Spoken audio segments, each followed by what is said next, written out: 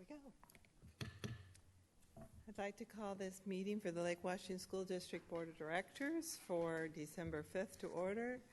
Sorry for the delay. Our study session went late.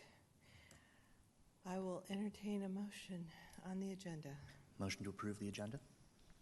Second. In favor? Aye. Okay, opposed? All right, thank you. Our host school, would you like to introduce them? I would. So I'm very pleased that Karen Barker, principal at Emily Dickinson, and Jeff Lingelbach, associate principal at Emily Dickinson, are here this evening. And welcome, Karen and Jeff. And we're very excited to hear all about Emily Dickinson. Thank you. Thank you so much for having us. Diane, can we get that up there? It was. And then it went away.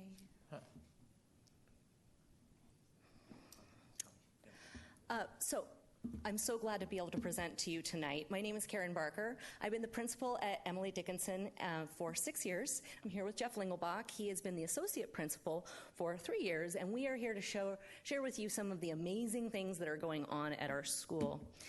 We have a truly unique and diverse campus in that we have 3 distinct school communities. We have Emily Dickinson, which we're going to keep our presentation limited to tonight, with about 575 students. We have Explorer Community School that has 72 students. The Emily Dickinson Preschool has approximately 125 students at it, and all of that comes together for us with 110 staff members, which is quite a large school community for an elementary school. At Dickinson, our mission is that of the district, and we really take it seriously when we mean that every student will be future ready. And for us, all really means all. We have some very unique programs going on at Dickinson that Jeff's going to share with you about. The first one of our 3 programs we wanted to talk about tonight was our Learning Center program. The Learning Centers are the self-contained classrooms that serve our students that have moderate to severe disabilities and aren't quite ready to be in a full general education classroom all day. Our goal is to have these students integrated as often as possible, whether they're going to the Gen Ed program or we have Gen Ed students coming into the Learning Centers to help out there as well. Our Learning Centers, we have 2 classrooms that each have about 11 students right now for a total of 22 students. We also have our English Language Learner program, which has been ever growing at Dickinson. Our English Language Learner program now has 115 students, which is approximately 20% of our student population. 6 years ago when Karen started at Dickinson, it was only 3% of the population. So it has been growing quite rapidly. And then the third program is the Kindergarten Intensive Safety Net. The Kindergarten Intensive Safety Net started at Dickinson about 3 years ago to help provide support to our kindergarten students. We all know that the kindergartners come in at all different levels, some reading, some really not having those skills yet. So our goal for the Kindergarten Intensive Safety Net is that all students leave kindergarten prepared for first grade. And it's been very successful. Last year, every student except one was at standard by the end of the year. And that success has continued on into first and second grade this year with the students that were from the program. The continuous improvement process is truly alive at Dickinson. All teachers conduct action research on a weekly basis to improve student learning using the Data Teams protocol. This 4-week cycle of inquiry allows teams to focus on targeting adult actions to meet student needs and analyzing its impact. Over the past 4 years, this practice has improved teaching and learning at Dickinson in powerful ways. Teachers are empowered to refine their instruction and develop innovative ways to teach students, moving them forward towards their goals. Students also participate in this process. They track their growth and take ownership of their learning path. Transiency is one of our biggest challenges at Dickinson. The transiency rate at our school is 10% higher than the district average. And when you dive deeper into our achievement data, it indicates that the longer that a student is a student at Dickinson, the more likely they are to be proficient in ELA and math. Students with at least 3 years of continuous enrollment at our school demonstrate 20% higher achievement than their other peers. We believe that this is due to the highly effective and responsive teaching teams at Dickinson. Additionally, all teachers at our school serve on one of 3 leadership teams, each with its own responsibility and focus to improve our school. Our first leadership team is the instructional leadership team, which is pictured there, and they're in charge of meeting every 2 weeks to plan the professional development and the progress towards our academic goals within the schoolhouse. Jeff leads the Principals Advisory Committee, which is a building leadership team that's focused on problem solving, the nuts and bolts of everyday life at school. The third leadership team is called the Virtues Team, and they're really our school climate and school-wide positive behavior support team we're going to be telling you a little bit about. But we believe that this distributed leadership approach has been essential to the success of our school. The talents and passions of our teachers produce meaningful results that will impact the academic and social growth of our school. It really has been essential, and it has resulted in our first ever Washington State Achievement Award last year. We were so proud to, for the first time, have won 2 separate awards within our ELL Achievement and Progress in English Language Arts.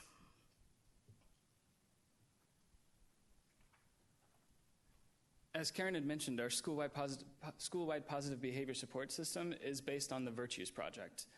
5 years ago, we conducted a school-wide survey with staff and community members, family members, to look at the needs of our school, and we felt that the Virtues Project best suited our school's needs.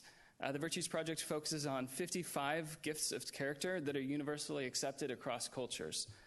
This directly targets instruction to the personal attributes of our district student profile and allows us to really have a way to have direct instruction that targets those personal attributes for our students. Our teachers are trained to work with the Virtues Project across curriculums and throughout the day. We find ways to really work this in to use the language and make sure that the students know what we're talking about, whether it's in the classroom, on the playground, sometimes when they don't make the best of choices. We all refer back to the Virtues Project, and it's been very successful for us. Every month, we select 1 to 2 virtues of the month to focus on school-wide. And then we culminate every month with an assembly to celebrate our successes during that month. A team of our teachers and our students routinely produce video segments. They choose songs, books for read-alouds during those monthly assemblies to help celebrate the success. And it's been a really fun time to come together and really build the culture of our school. Right now, we do have a video sample that we would like to share with you that is an example of example of many of the videos put together that the students have worked to create. This is one of our favorite parts of the assemblies, and many students and parents love to come and see it as well. So I hope you enjoy it.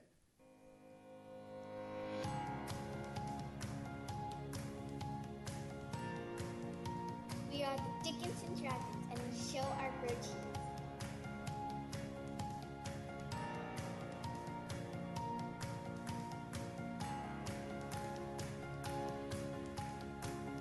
Our virtue assemblies are amazing.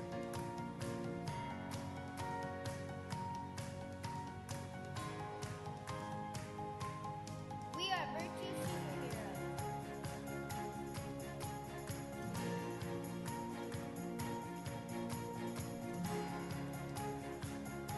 We create and star in our own productions.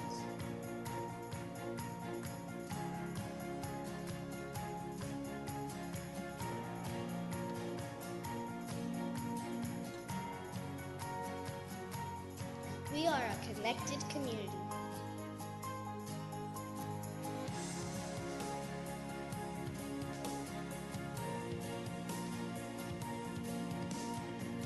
It's fun seeing our teachers talk about virtues.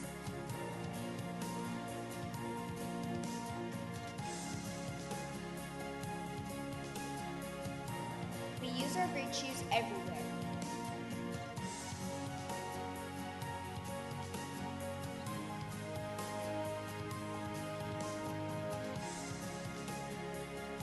Students are involved in every aspect of the Virtues Project.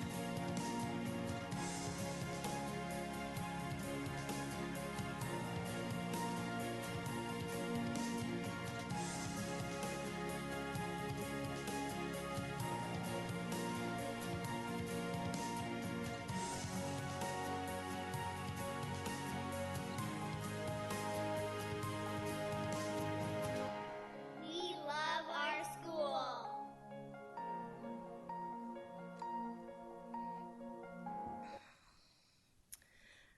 Finally, sharing the wonderful things about Emily Dickinson would not be complete without highlighting our amazing partnership with our community members. The Emily Dickinson PTSA provides essential support to our school, working tirelessly in the classrooms and providing enrichment support opportunities daily. We are so grateful for all that they do for our students and our teachers. We are also proud that we have developed one of the strongest watchdogs programs on the West Coast, in which 2 dads volunteer for an entire school day of each school year. This provides us with an additional 60 hours of adult support per week at no cost that we add on to supervision duties as well as one-to-one student support in classrooms that the teachers have really come to depend on. We have also partnered with our neighboring 2 churches to collaborate on emergency preparedness efforts, as well as teacher support during conference weeks. The success of Emily Dickinson is truly a result of an entire community. I also wanted to share with you what's next. What's our work at Dickinson right now and the coming future? We've been focusing over the past year on our efforts on grit and growth mindset. We have engaged in learning for both teachers and parents in this area and are now connecting this work with students themselves. We are excited to continue this journey as we move forward in our efforts of continuous improvement at Dickinson.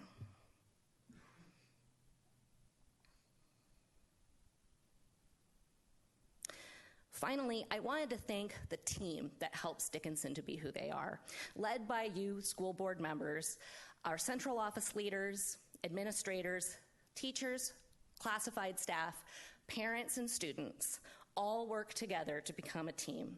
And when I asked the teachers, what do they really love about Dickinson? This was the wordle that they developed. They provided me with their individual responses, and when we put it together, if you notice that the largest mention of what makes us great is team. And that's not just the staff at Dickinson, it's the school board and everyone that works hard here at the Resource Center too, so we really appreciate it. Thank you.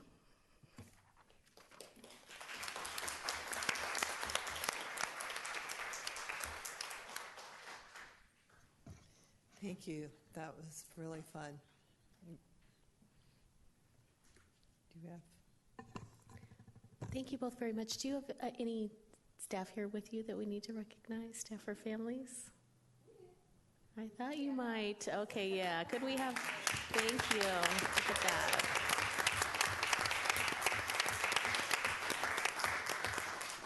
We appreciate all of you coming out and sharing about Dickinson tonight. So great host school presentation. Thanks, Karen. Thanks, Jeff. And thanks to the whole team. And thank you for the lovely art decoration to enjoy for the next, I think it'll be up for a month. Yeah. So thank you very much. So we have student recognition. Would you introduce? Yeah, I'd like to welcome Gary Moed, principal, Juanita High School, up to the podium.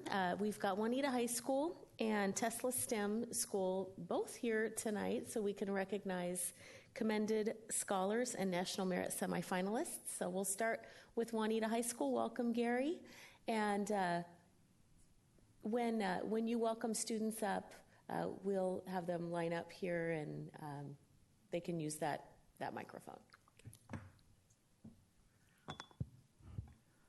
Thank you, Dr. Pierce, members of the school board, everybody in attendance. How wonderful to recognize our great students who've gained recognition at the national level. Students are being honored this evening, as Dr. Pierce mentioned, for being National Merit Commended, scholars or semifinalists, a very rare distinction that only falls on about 1% to 2% of the students in the country. So it really is a rare and high achievement. And it means that great, great things are in store for these kids. And our school is extremely proud of the students being honored by the school board this evening. I will call them up one by one, and I think they're prepared to say a few words. We've had 5 commended scholars and 1 semifinalist, so let me first welcome up James Luthold. James? Shall we introduce them all at once? What do you think? Okay. And Max Melishuk, Cheyenne Nathan, our semifinalist, Adrian Plenifish.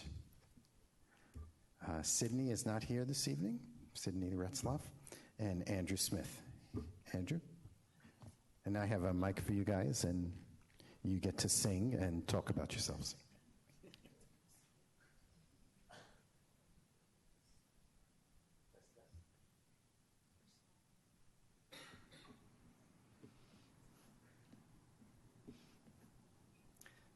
We always like to hear who you are, what you think you might major in, where you're going to college, and something good about your experience as a student here in the last 13 years.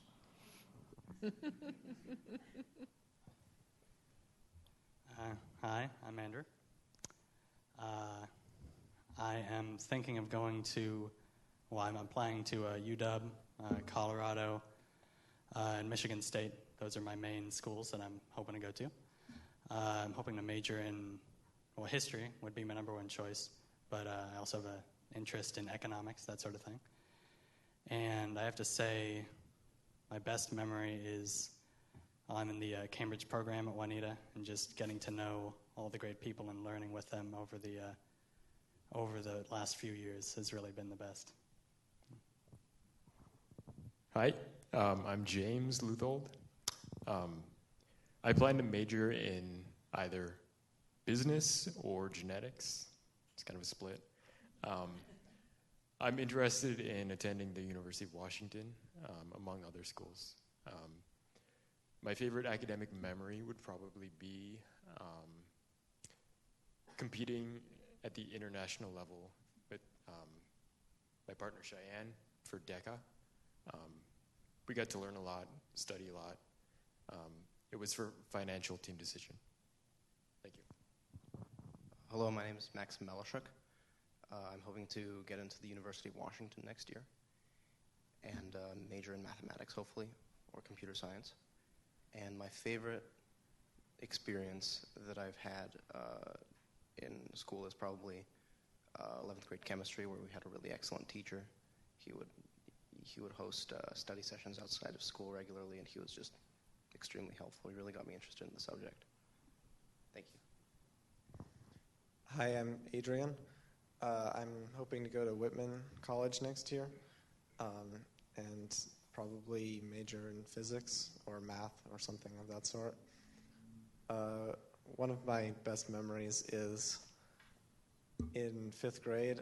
It was math, and I asked why, if 1/3 is 0.3 repeating and 2/3 is 0.6 repeating, and why isn't 3/3 0.9 repeating and not 1? And my teacher just spent like half the day giving all these different proofs for why 1 is the same thing as 0.9 overlined. I remember like all the proofs still, so thank you. Hi, my name is Cheyenne, and I'm looking to apply to UW. Although my dream school is Duke University in North Carolina, I'm interested in engineering, especially computer science. And my favorite academic experiences has definitely been my time in the Cambridge program at Juanita, much like my friend Andrew. At Juanita, I've had the opportunity to work with a lot of great teachers and have amazing support, and that's helped me be able to achieve a lot in my last 4 years. Thank you, guys.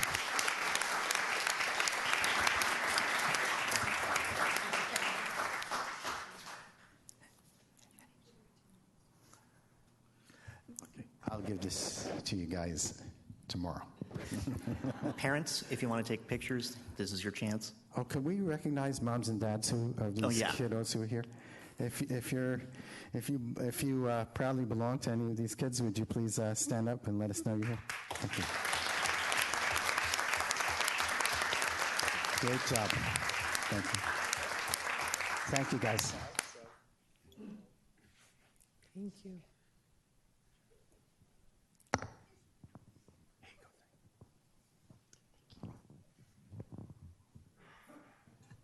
Thanks so much, Gary. We'd like to welcome Cindy Duenas, principal of Tesla STEM High School, so we can recognize Tesla STEM students as well.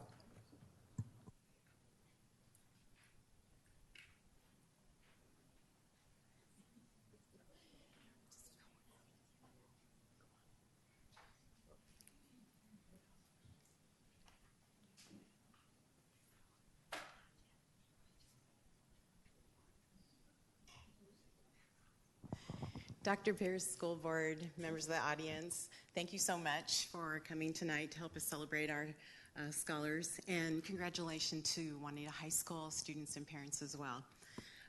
We have this year 8 semifinalists and 19 commended scholars, and these young scholars could make it this evening. They made it through the weather to get here as well. So we're very proud of them. They have great stories. They're going to do wonderful things, and so here we go.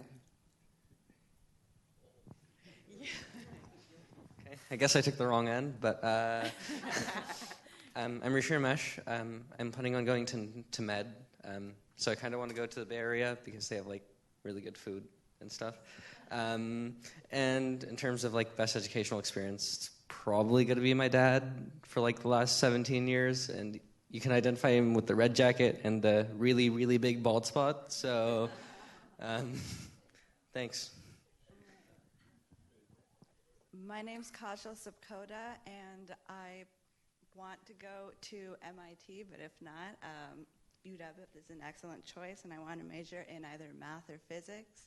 And my best experience over my 13 years is just the inviting and like welcoming experience I've had at STEM, and how truly encouraging all of my teachers and peers are. Hi, my name is Sarah Tarda, and I would like to go to Georgetown University, and I'm also applying to UW among other schools. And I would like to major in business administration or international business. And my best educational experience was when STEM provided internships, and I got to attend the Young Entrepreneurs Business Internship, which helped me find my passion. My name is William Pearson, and I'm planning on attending University of Washington. I'm mainly interested in being a computer science major. I think my favorite academic experience would be, well, I've had a lot of them, but one of them is the AP Environmental Science class I took in my sophomore year. That was just a really fun class. My name is Stephen Fitch. I'd love to major in physics at either University of Chicago or Johns Hopkins University. And probably my favorite academic experience was freshman physics, because it really, my teacher, Mr. Saxby, was just so dynamic and awesome, and he made me love the subject so much that I took it in 12th grade now, and hopefully will take it in college. I'm Nikolai Bykov, and I'd like to major in aerospace engineering at UW. And similarly to Stevie, my favorite experience has been my physics classes. We have a great teacher, and it's an enjoyable class to take. And just in case you didn't understand, yes, he's a very good teacher. Hi, everyone. My name is Afif Sheikh. I want to study mechanical engineering at either Georgia Tech or Stanford. Otherwise, UW is a fantastic option. I think my most amazing educational experience was actually last year in my AP Psychology class. We learned about something called phantom limb syndrome. And for the first time in 11 years, I actually decided to take time out of my whatever, playing video games, a relaxing schedule, to go and look up what it was. And that inspired me to actually work on developing a new treatment, because the current treatment's only 65% effective. And it's where I really learned that education isn't about what you learn, it's about what you do with it. Hello, everyone. I am Sohaib Moinuddin, and I want to attend the University of Washington, where I want to major in either physics or computer science.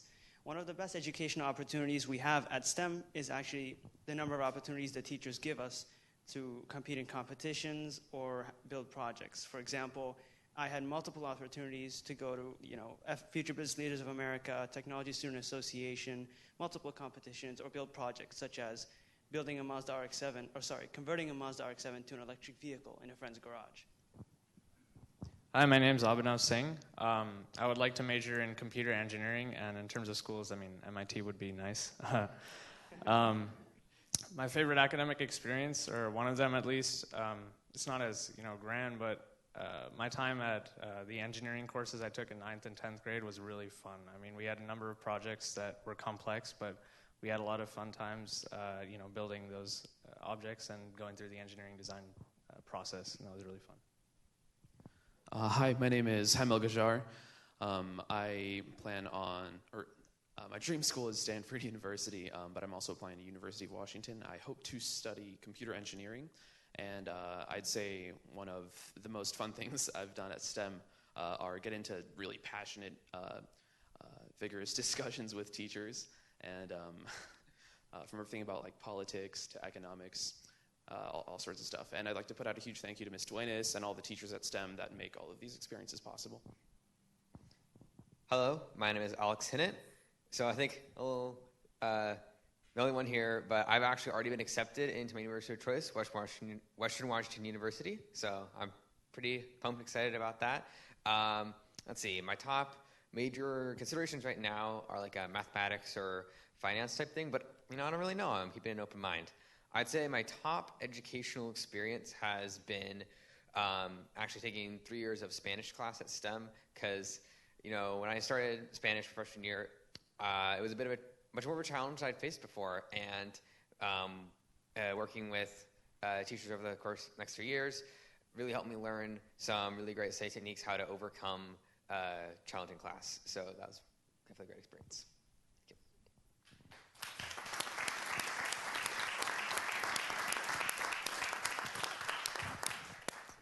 And if we could get the parents to stand.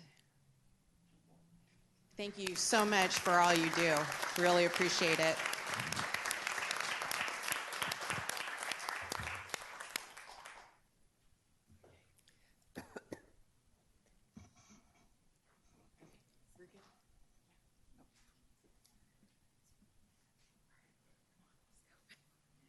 Thank you so much, all of you, for coming and sharing your plans and dreams with us. It's always really exciting, and we wish you all the best in what you're doing. You're welcome to stay or go as your preference. Go home and do homework. I don't know. Nobody wants to stay. I know. There's almost anything that's more exciting than board meetings. Even homework. Just toss them. I do think that science and engineering was well represented tonight.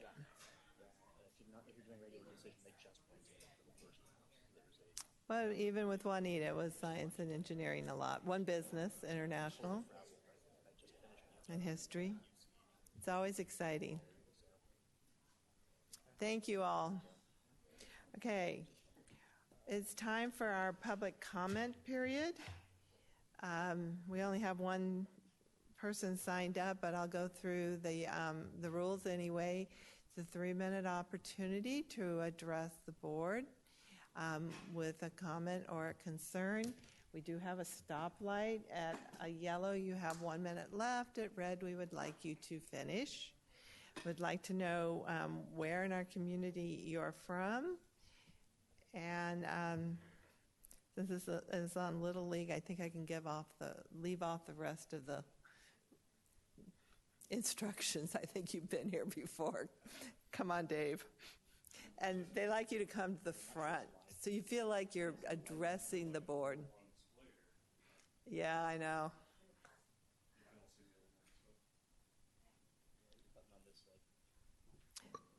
I've never really had too much of a problem being heard. Sorry. My name is Dave McNear. I'm here from the East Lake attendance area.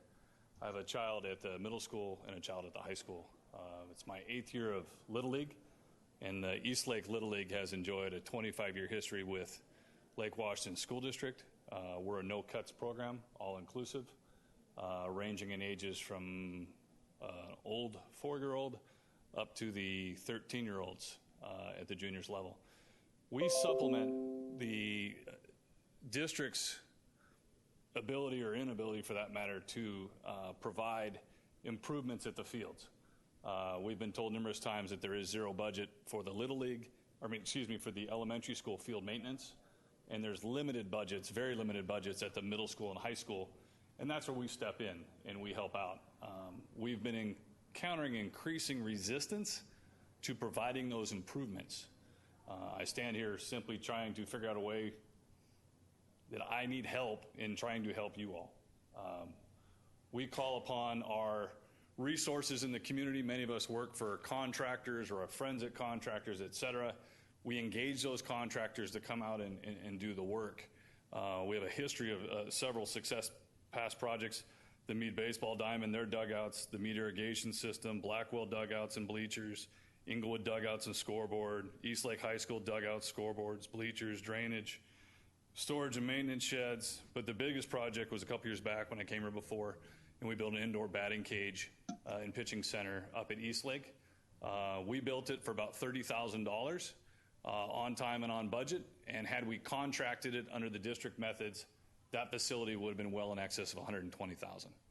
So obviously there's a big disparity. It costs nothing to the district, and we were able to do it for quite a bit less, and a lot of it's through volunteer and the friends and family favor type aspect.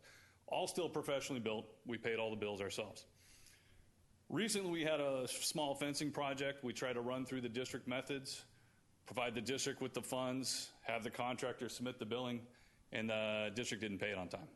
I had to cover it with a personal check. So here we sit, we have $55,000 to spend, and we're being told to run it through public bid process, union wages, billing draws, protracted schedule. We want to come in there, get it done in a matter of a weekend or two, get stuff done and produced.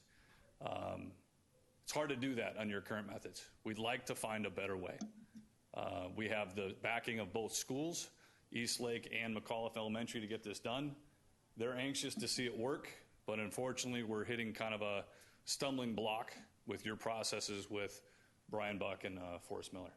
So I'm more than happy to meet on the side and go into this in further detail without getting into the gritty details here. But we, like I said, have about $50,000 to $60,000 already approved by Little League to spend that unfortunately we're at the stopping grounds. And if we run it through district methods, it'll probably be 2 to 3 times that amount. And so obviously we'll kill the project because we're not going to do it for that price. So does anyone have any questions? Thank you. We won't get into a Q&A right now. What will happen is the administration will do some research and get back to you and to us with further information and steps. Brian Buck has that information, I believe already submitted, so if anyone needs to get a hold of myself or Mary Upton, the vice president for our Little League, is here in attendance as well, and our information is pretty readily accessible. Thank you. All right. Thank you, guys. And I assume you've got a transcript of that. You can just email that to the board so that we've got your contact information. That's the easiest way to get a conversation going. Yeah, we filled out your forms in triplicate already. They got stopped at the door. I don't know what more you might need. Oh, no. Sorry. It's just to send it to the board at LWSD. We'll get a report from the superintendent this week with all the information. Yeah. If you want to stick around through our boring part of the meeting, we'll give you the... Yeah. All right. Thank you. Is there anyone else who wants to address the board for public comment? We've lost almost our entire audience, so I don't think so. Thank you all. Thank you for coming. Consent agenda, I will entertain a motion. Move approval. Second. Please poll the board. Chris? Yes. Eric? Yes. Nancy? Yes. Mark? Yes. Siri? Yes. All right. Legislative platform. How'd you get that done? Oh, donations. Sorry, I even had that up. Yes. Will you please share our donations? Absolutely. If you turn to page 3, we have numerous donations tonight totaling $57,097. So we have a $1,200 donation from the Lake Washington Schools Foundation to Kirkland Middle School to support robotics. $2,994 from the Lake Washington Schools Foundation to Emerson High School to support classroom enrichment.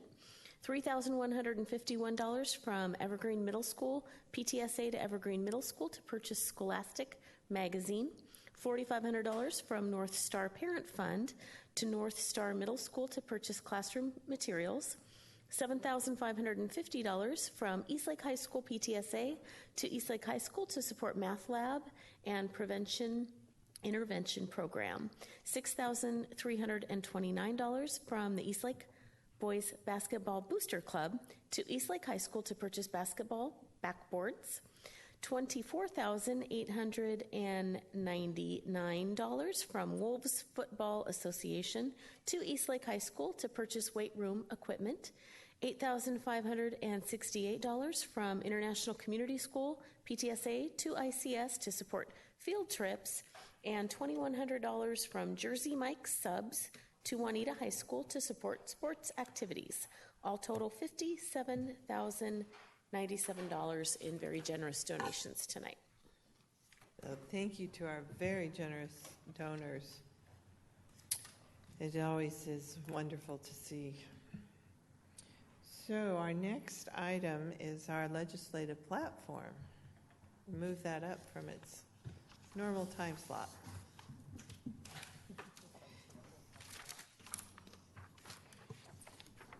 Would you like to take over the discussion, please? Sure, I could. So we had the opportunity this week. As you know, the legislative session will begin in January. So one of our steps is to create our legislative platform. So we took the opportunity to review the 2016 legislative platform in regards to current situation and where we are at there. We also met with an advocate for education and had a conversation with him sort of about where the process is going at this point in time. One of the big challenges this time around is there's been a lot of shifting with the election as to who is now in the Senate and the House. And so there's a lot of changing of who are those voices in education and in education funding specifically. So there's a big component of needing to educate clearly as to what the major issues are. So this is the platform. It's very similar to last year. There wasn't a lot of changes, honestly. We updated a few words more than anything, but the overall sentiment is still the same. We're still focusing on ensuring academic success for every student, recruiting and hiring the effective personnel, the safe and learning environments, and maintaining flexibility to meet local community needs. So those are sort of the big areas of our strategic goals, and under that are the components. Majority around fully and amply funding public education based on McCleary. And from the facility component, it's dealing with a simple majority for bonds and updating our construction assistance. So any questions, suggestions, revisions? I have something, and I realized I was out of the country for part of the discussion that came to this. But I'm also having a senior moment. It was just on the tip of my tongue. Anybody else while I remember what I was going to say? I hate to say it, but I got nothing. Sorry, Nancy. Hey, come on. It's really similar to what we had last year. I don't think this is a dramatic departure from anything that we were saying. I still think this is a wonderfully useful little, 4-bullet point cheat sheet. If I could just put it up on the door of our senators and House reps, that would be enough. So in terms of the local legislators, who have we got on the education committees at this point? I know that Rosemary's still around, but from the local leadership, have we got people who are Rosemary McCall? Yeah. Rosemary retired. Crap. Okay, so much for that. So I don't know anybody anymore. And that's the whole, we actually had a discussion as around to who are those key voices, and that's still to play out a little bit. And we have lost a lot of key voices from the 45th and 48th, I'm sorry. Yeah, and some things have not yet been decided. I remember now what I was going to bring up. It's the grandfathering. I am so tired of grandfathering. That's what gives us an unequal playing field. Presumably they're going to get rid of grandfathering, but I still haven't seen any real commitment to that. Both on salary, we have grandfathering on salaries, we have grandfathering on levy lids. Levy lids. And sometimes I just want to say flat out, they've got to eliminate the grandfathering. And that's, I totally agree and sympathize. It's just that if you target that symptom of the problem, it's more of here's a Band-Aid I'm asking for. If we can get them to solve basic education funding, that should fall by the wayside. It should, but I don't know. The big elephant in the room is staff compensation, education compensation. How do we fund that? And the issue of revenue is really the big push and the big concern sort of there. So the grandfathering is a piece that gets discussed as a component of that. But you're right, it's not a drawn-out point that we have. We have it in the last line of a local voice and keeping flexibility. If you know it, it does say grandfathering, but it's not drawn out specifically, as you say. So I'm okay with not specifically calling it out, but to me, that's a big part of the issue. Has anybody taken a look at this compensation final report? The technical working group has been out for quite some time, so yeah, I've actually read through it. I know that Dr. Pierce has been on it quite a bit. It's been reviewed pretty consistently. It does regional allocation, but the Education Funding Task Force is the next piece that's coming forward. They haven't finished a finalized report yet. That should be coming out probably in the next few weeks. On the compensation, and I was not impressed. Right, you have the initial piece, and we chose not to build that into our platform right now because we're not sure what the final recommendations on it will be, and we wanted to have the opportunity to read it before we would view it as a priority that we would put forward to recommend.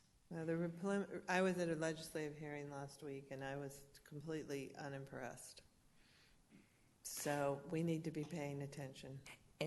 And I think you're absolutely right. I think we need to be having our voice heard, so we'll start the meetings that we hold, as well as any type of emailing and conversation that way is going to be vitally important. A lot of our work will be educating our representatives currently of what those key issues are and where we want to go with those. So you're right. It is a very important time. Do you have anything you want to say, Eric? You look like you did. Oh, you were starting to say that. I was going to say, Siri, these are excellent. What is the board doing next to further them? First, we have to adopt them. Okay. Well, do we need a motion Then to we adopt have them to. then? Okay. Well, if we have no more comments I on them. move adoption of the proposed 2017 legislative platform. Second. All those in favor? Aye. Aye. Opposed? All right, they're adopted. Now would you like to comment on the other part of Eric's question? We are setting up individual meetings with each of our legislators in which to go through this once we have some finalization as to who will be taking senator for the 45th. That's right. And then there's movement in the 48th as well, with Cyrus Habib taking over as lieutenant governor. So there's a variety of shifting within the legislature that we have to work on. So we'll be setting those up in the next week. And then there is the Legislative Assembly that occurs for WASDA, which is the first weekend in February, if I remember correctly, where we do direct conversations with our legislators down there. And our agenda aligns very similar to the Washington State School Directors Association, WASDA. So we'll be talking in that place too. Other options are all many. PTA is doing a postcard campaign yet again, and so would recommend that all of us write postcards to our legislators and send to them, so I can get us copies of those and we can do that. So that's currently where we're at. Great. Tracy? The other thing I would just add is we are working on some data points and talking pieces that can accompany the legislative platform that help tell the story of what some of this looks like specifically for Lake Washington in terms of how much of levy we spend on compensation and how much is underfunded by the state. So we'll have those dollar figures and data points for our meetings with legislators so we can really focus and tell the Lake Washington story in those meetings. Excellent. And there's never a problem with you taking those and personally sending them on with any other details you would want to provide as well. So. Right. And if anyone besides, I assume Siri is planning to be at the Legislative Assembly. If anyone else wants to attend, I'm sure she would appreciate company. Yeah. And you're also planning to, well, you just let Diane know. You're also planning to attend the federal legislative, I'm not sure what it's called, yes. meeting. Yes, I am going to the legislative advocacy at the federal level, where there's about 15 to 20 school directors from our area who go. And then learn about the federal level, and with the shifting that's occurring at the federal level, it'll be a good opportunity to see where to best impact at our level in being able to have that conversation. Lots going on federally. All right, anybody else with any comments? All right, thank you very much. That's a lot of work. And thank you to those of you who contributed, particularly while I was gone. All right. We have some monitoring to do on ER 2 and 3 for science. Yes, we do. And we've got our presentation. You received the written report, and so tonight is a presentation with some of the highlights from the written report and a little more information in terms of what our science program looks like. So I see that Matt is bringing the presentation up, and we're waiting for it to appear on our screens. And there it is. Are you all set, Matt? Yes? Okay. All right, so we'll get started with the science presentation. It follows a very similar format from the presentations you've already seen this year. So you can click forward, Matt, and I'll just, as you in these presentations, in the written presentations, we really focus on the data and the results. And in the presentation at the board meeting, we're also able to bring in some of the means into the presentation in terms of what does our academic program for that specific content area look like. So that's what you'll see with tonight's presentation. It focuses on science, so of course it connects with ER 2-3, mathematical and scientific reasoning, as well as questions critically, thinks creatively, solves problems effectively, and makes connections.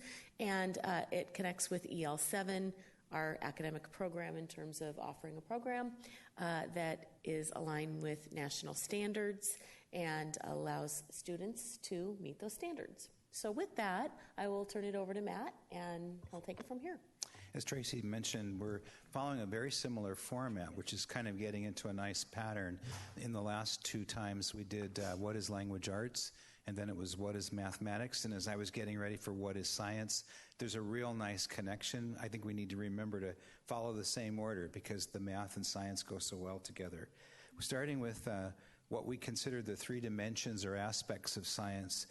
There's going to be some color coding going on when we show you some of the standards. The blue here is referencing the practices of science and engineering, very similar to the mathematical practices that I pointed out to you the last time we were here. The disciplinary core ideas in orange there refers to the core content or the core ideas, the core critical content of each area. And then the green is referencing the cross-cutting concepts that apply and cross over into all areas. To show you some examples of those, when we say what does that exactly mean, the practices, as I mentioned, very similar to some of the same kind of mathematical practices from the last time. This is what science and engineering folks do and what we teach our students to do as well, including using these terms. So the words, when I say that, are actually taught as today, boys and girls, we're going to be developing and using some models. The disciplinary core ideas, of course, should be familiar to you in terms of what are the standing bedrocks of what we do within science, and then the cross-cutting concepts, things like patterns, energy, systems. When students are learning these as standards, we're going to show you three areas, elementary, middle, and high school. And in elementary, just 3 grades that we pulled out, kindergarten, 3rd, and 5th. The blue is the practices that they're learning. So as an example of analyzing data, planning and conducting an investigation, supporting an argument are the practices within that standard. The orange is referencing the core content or the core ideas, as you see there, through speed, balance, forces, motion, gravitation. And the green is also referencing what are the cross-cutting concepts that go across all of those standards. At a middle level, you'll see the similar pattern at work for 6th, 7th, and 8th, where students are also using those same kind of I almost said mathematical, scientific practices. On blue, conducting an investigation, analyzing data. Again, the core ideas of the content of science, waves, cells, properties of the solar system, and then again, the cross-cutting concepts that run through those standards. In high school, very similar with the scientific practices in blue, with the core content or the critical ideas in orange, and then the green, which kind of represents, again, the cross-cutting concepts across all of the different course content areas from physical science, biology, chemistry, and physics. Our elementary science program, as shown here in this slide with a picture from Sandburg Elementary, has been in place now for approximately, 12 years. It's started in 2004, and we have been maintaining that program, and it consists of 3 strands in terms of life, physical, and earth. It's using the full option science system, which is FOSS, and there are 3 kits per grade level. We're due for an implementation in 2018. That's starting next year in the 17-18 school year.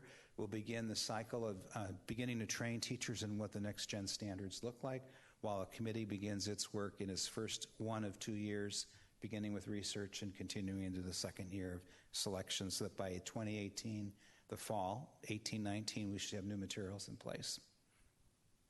At the middle level, I believe that we just had a presentation last spring from a group of science teachers that came and were quite excited about the new materials that they adopted and piloted successfully. This program is called Integrated Science 6, 7, and 8 through McGraw-Hill. And finally at high school. High school switches over now to kind of highlight that students need to earn 3 years or 3 credits of required science.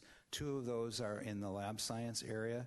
Typical flow, as you see there, is physical science in 9th, biology 10th, chemistry and physics in 11 and 12, and AP courses spanning 10 through 12.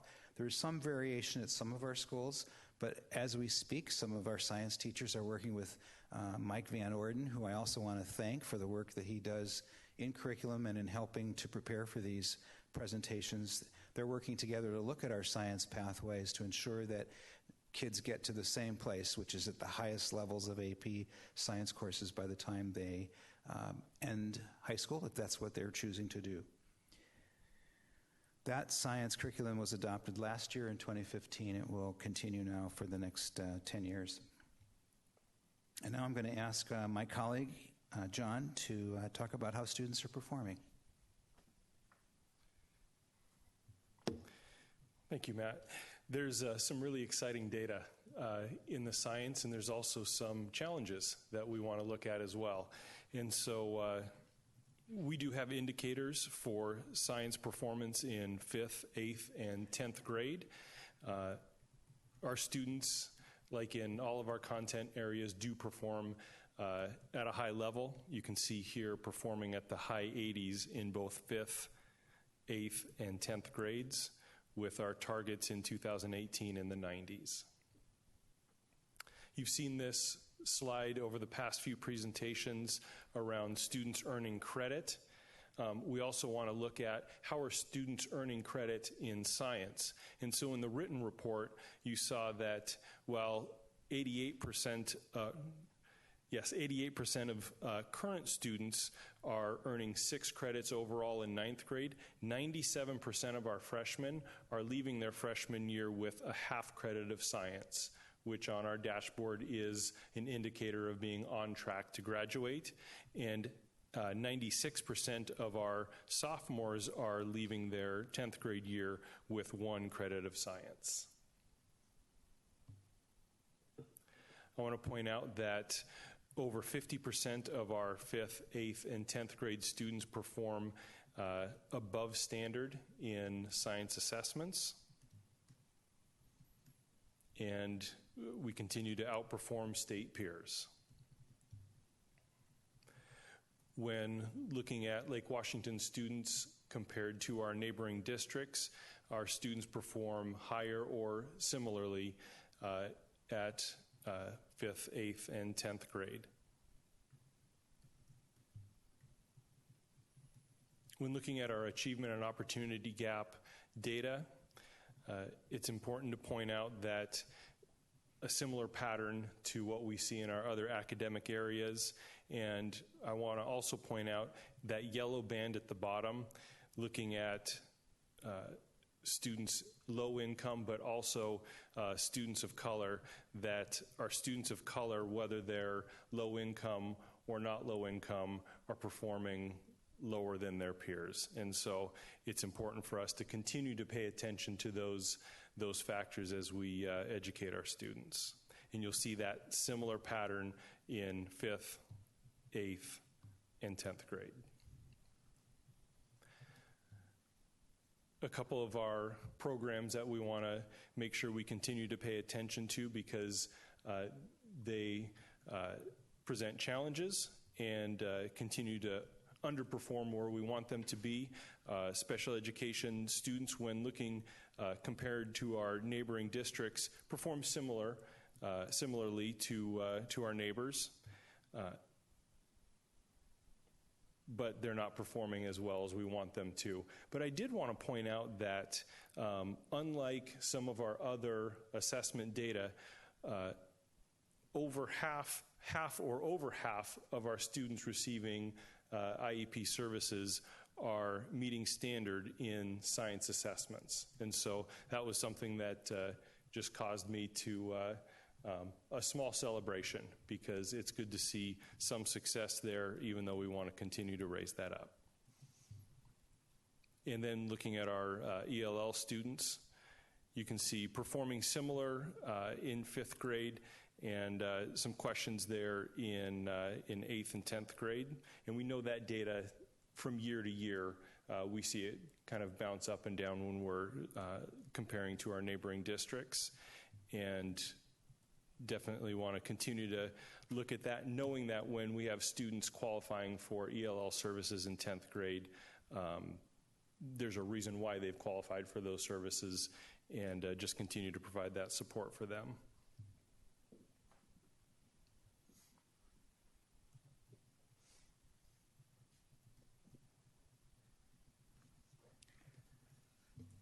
In highlighting some of the areas that we continue to work at to improve, you've seen this slide before as well. It really points to the Tier 1 universal supports that we provide everyone. The Tier 2 and Tier 3, which is in the center of the slide, looks at more targeted interventions that we provide specific groups, all of this with the aim of closing achievement gaps. Specifically to the science, a lot of verbiage on that slide. I want to just highlight some things at a high level for both elementary and secondary.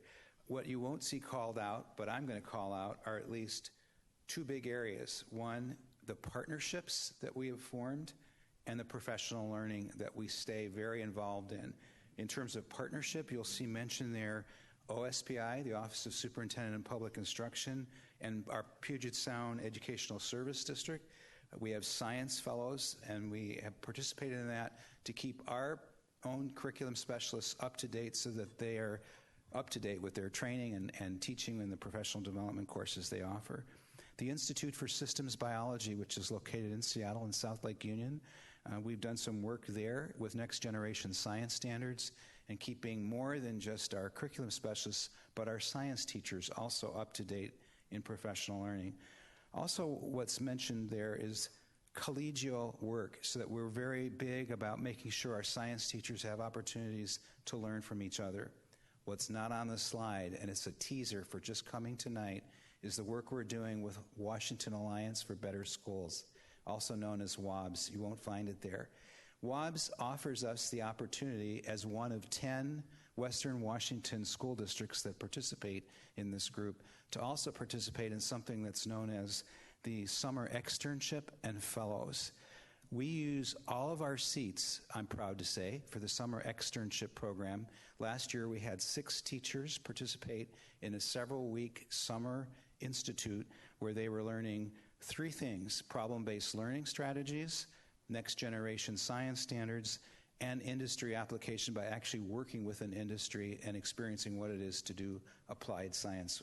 That's not on the slide, but I wanted to highlight it as a kind of special treat. And that's our science report for this evening. John and I might be able to answer some questions for you, and be glad to do that. Thank you very much, Matt Yes. and John. I have to say, it's sometimes disturbing to see the data laid out, but I'm glad to see it. It's answering our questions. It's good to see what we're trying to do for intervention. I have to admit that what really struck me on the elementary science was only 2 to 3 hours per week. And I can't help but thinking if we could somehow carve out more time for elementary science to build that foundation. And I will admit, I was an elementary science teacher for a while. And I'm thinking I only had half hour to 45 minutes, but I was a supplement. I wasn't the curriculum. I was the hands-on, get excited, do something. But 2 to 3 hours a week just seems really short to me. And I know we're lagging some of our surrounding districts in some of the areas. It's not even. It's uneven comparisons. But have we looked at whether we can carve out a little more time for science? I think what we've done with our teachers themselves is to look at how do we balance all that we're asking a student to learn. And that's, when you think about it, English language arts, mathematics, science, social studies, our interpersonal skills and attributes. And we've actually done that work where we brought in teachers and asked, how do we carve up the day? Right now, in trying to carve it up to pay equal attention, or even I want to say important attention, not equal, to all those areas, our science teachers have said we think that, or our elementary teachers have said 2 to 3 hours is really quite a bit. And I know that you wish it was even more, and yet we're looking at the whole pie, and how do you cut up that pie to get in all the things that they are teaching at the elementary.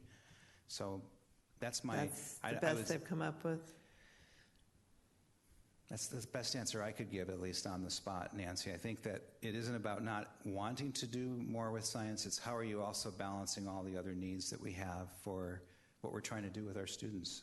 Civics, to be good citizens, to be good contributors, to grow up literate, to be mathematically competent. And we still haven't figured out how to get elementary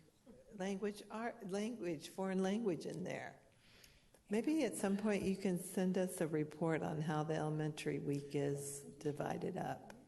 Because it's just... We'd be able to show you that. It That would be, helpful. Sure. I think, informative. I think it really would, because it'll give you the context of what I just said there in a very quick snippet of what does the week and the days look like and how are we allocating time. Thanks. Thank you. Other comments or questions? Yeah, in our packet, there's I think in the last couple of pages, there's a table of end results analysis and then related instructional program efforts means. It was a little troubling that we see this consistent gap for low-income students, but we don't have anything in the, there are no instructional program efforts listed next to it. What are we doing to try to narrow that gap? Which page or point are you on? Oh, sorry. Page 50. It's page 50? Page 50 of our packet. Thank you. Mm-hmm.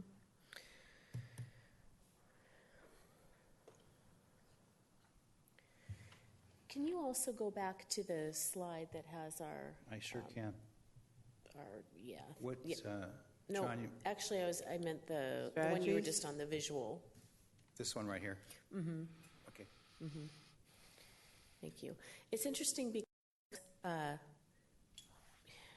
many of those efforts that are, in terms of funding, targeted specifically toward low income, isn't content specific. And what we tend to look at is who isn't achieving, and then how do we intervene appropriately for that student. So at elementary, for example, we're focusing those interventions more at literacy and math. However, those skills that they're learning in literacy and math should transfer toward helping them. You have to be able to read if you're going to be able to do science. So we don't have specific safety net dollars at elementary, for example, targeted at science. It's targeted at literacy and mathematics, knowing that those requisite skills would transfer over in science. I mean, we just haven't had dedicated science intervention, and it speaks to the fact and I'm just using elementary as an example, and then we'll talk a little bit about secondary, but it speaks to the fact that in an elementary day, if you're thinking about potentially pulling out for intervention, it's we've prioritized math and science, or excuse me, math and literacy over science for that reason. Matt or John, would you add anything? I'm just focusing first on elementary, and then we can talk about credit retrieval and some of those things that cross all content areas. Yeah. But anything else you would just, as I reflect on science? I was also going to highlight that, our low income is not a program per se. Mm-hmm. It's a factor. It's something that a student is, it's a challenge they're faced with. And so some of the ways that we try and address that challenge, pantry packs, making sure kids have, food over the weekend. It's our counselors making sure that they're identifying students that need clothing, and some of those social emotional supports as well, I think, are also part of addressing students that have unique challenges. At our title schools, all of the supports that are in place there, it's for school-wide, and kind of like Dr. Pierce was saying, it's really about providing those requisite academic skills so that they can access things like science and social studies and whatnot. And so I think that's another aspect of how we address the academics, even though those are some of the social emotional supports as well. Okay.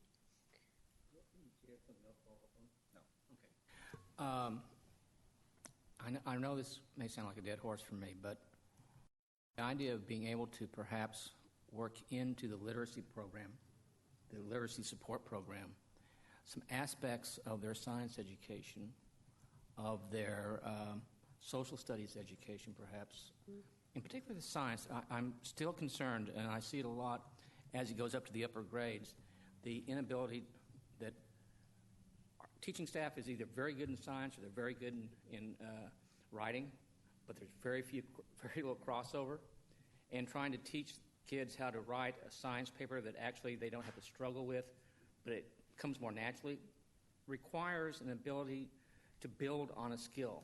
And I'm thinking the more literate they are in those other areas beyond that literacy can help, the better off they will be in the middle school, in the high school, and it won't be such a trauma as they try and get at those higher levels. Because right now, there is no quote-unquote science writing class, which would be fantastic, but I don't know if we ever have to find one person to write it, or to teach it, to be quite frank. Interesting, Mark, because you're making me think of something about with the new standards, and you can maybe speak to the writing. Mine's more on the reading part. I know as we adopted the new ELA standards, English Language Arts standards, for example, quite a bit of emphasis was placed on nonfiction writing, way more than had been previously. So we really had to do training and thinking about our materials adoption and help especially elementary teachers who maybe are more, at that time, were more used to sort of teaching kids how to write narrative and story, to how to read informational text. And many of those examples are scientific, and the ones that show up on the Smarter Balanced Assessment, for example, in ELA tend to be, science-related. And so I think that there's been quite a bit in terms of reading that then would help in science. Is there anything specific that you would point to in writing? I actually want to point to something specific in reading, if I could start there, because when we did our Wonders purchase and the adoption of that reading program, every classroom teacher receives a set of leveled readers that consists of both fiction and nonfiction. So they're actually reading science, social studies in their actual reading instruction, and comes with the actual materials and books in every classroom. And so that that's was not really just for the school. Right, because of the change in the standards that Because of the change in the standards, we knew that students needed more exposure to nonfiction texts, because most elementary teachers would stress fiction as opposed to nonfiction. So the texts, this is actually one of the largest expenses that cost the adoption as much as it did, was bringing in these rich resources. In terms of the writing, that also then is coupled in as part of the writing instruction, is also how do you write to convey information, which is not just to tell a story. So actually that is, as part of the standards and the resources that are provided through Wonders, a great opportunity to cross over into other cross-curricular areas that you're referring to, Mark, and I think that you're asking me to amplify on. Yeah, I'd really love to see us, starting perhaps at the middle school level, teaching science writing, and it basically, though, comes down to being able to have an instructor, or instructors, I should say, teachers who are versed in both. And to be quite frank, especially as a person who grew up as a writer, I had very little science acumen, and still don't. But that said, I can understand where the two meet. And there's some really great university programs on science writing and reporting. It would seem to me that would help the scores in the high school level and their college prep to be able to have more instruction at a lower level, so as they evolve into their sciences, as they go into higher and deeper sciences, if you will, that they would be able to express themselves in a manner that would not be as traumatic for them and as perhaps even damaging to their grades, because they can't convey the information that they have in the head. Mark, I've made a note. I don't think you're beating a dead horse. You open that way. Mm-hmm. I'd like to do a follow-up brief, because we have done some extensive science writing in terms of how do you write up labs, what's the format it takes, that starts, I want to say, in kindergarten and goes all the way through to high school. And so lab and development of lab reports starts really early on.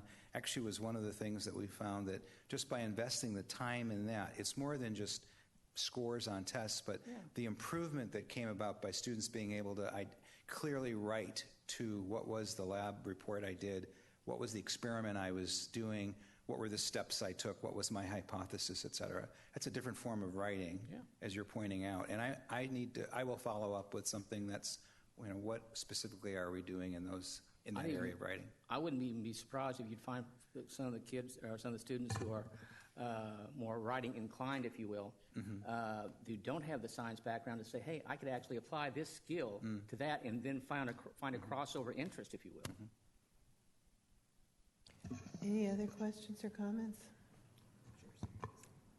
I do have some. First off, thank you again for the presentation. I appreciate the fact that we, again, are outperforming, I should say, the state, as well as very similar across the districts.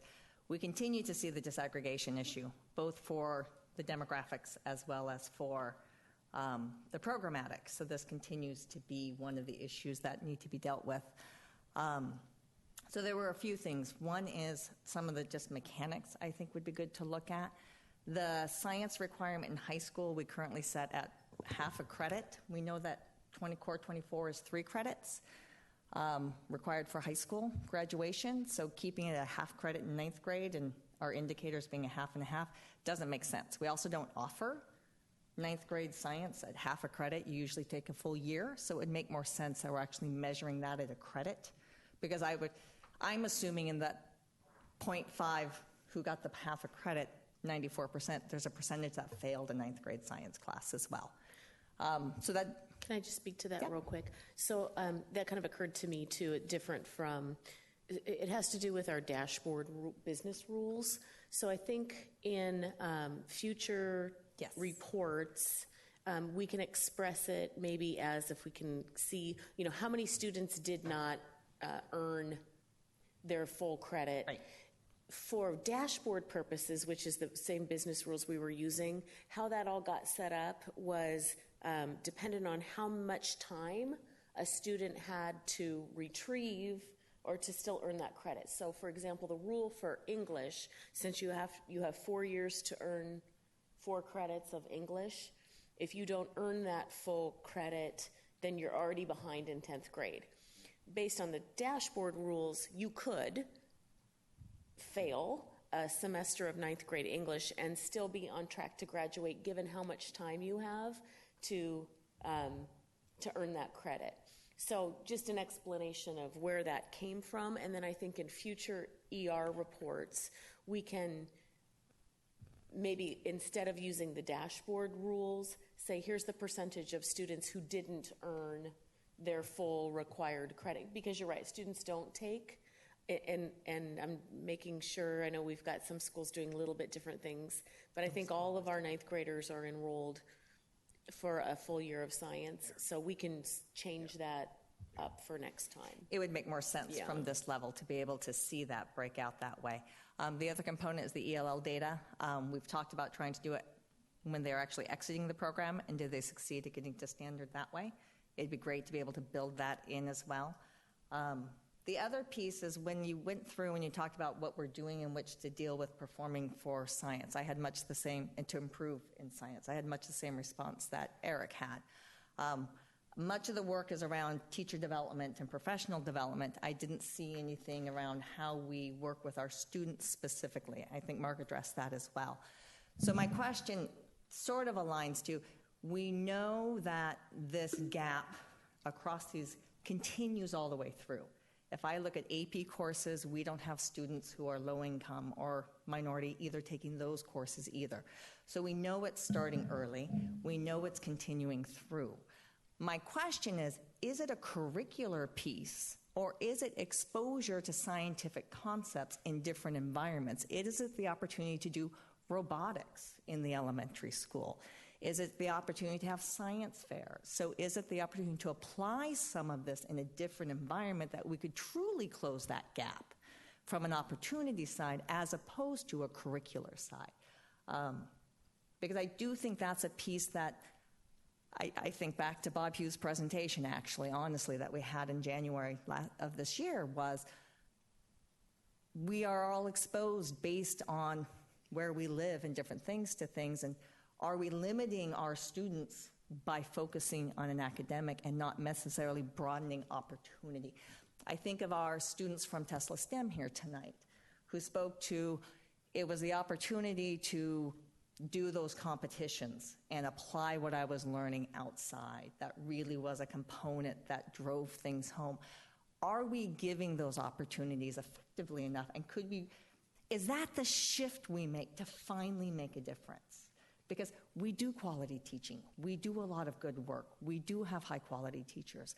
So what's the paradigm shift that needs to happen? I guess that's my question I put out. I don't really have an answer. There's research behind it a lot around framework and how you build it. But that's a big component that I see as one piece to think about. The other piece I'd toss up here again is performance targets. The aspects of the end results to monitor and assure that science achievement and opportunity gaps are closing. I'm not convinced we're seeing them close. They're actually still fairly significant across the board.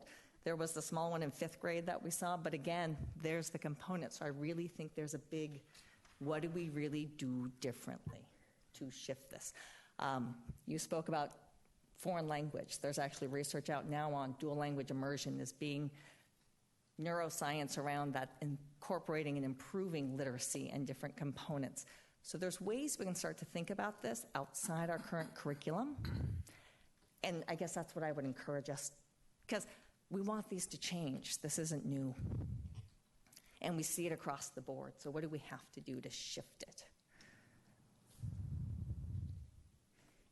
The other thing that I think is, and we've mentioned this before, and maybe we need to take a look at it as we discuss performance targets. And, it's the issue of reporting different students every year versus following the same group of students to say, are the interventions that we're doing, starting as early as kindergarten, then, making a difference, and is the gap closing for those students over time versus here's the fresh group of students this year, and in our reports, we're not even comparing, what was the gap last year compared to what's the gap this year. Even if we were, we'd be comparing different groups of students versus potentially the same students over time. And because the data isn't really giving us is what we're doing for a particular group of students, working or not working. What it made me think of is just, for example, let's pretend for a minute we piloted some program with robotics and things, and some of the things Bob Hughes had talked about. How would we know right? If those specific interventions were closing gaps over time versus other things that we're doing, you'd have to be able to look at that same group of students, right, over time. I just think, I know, I'm just reflecting on, we might have an opportunity as we think about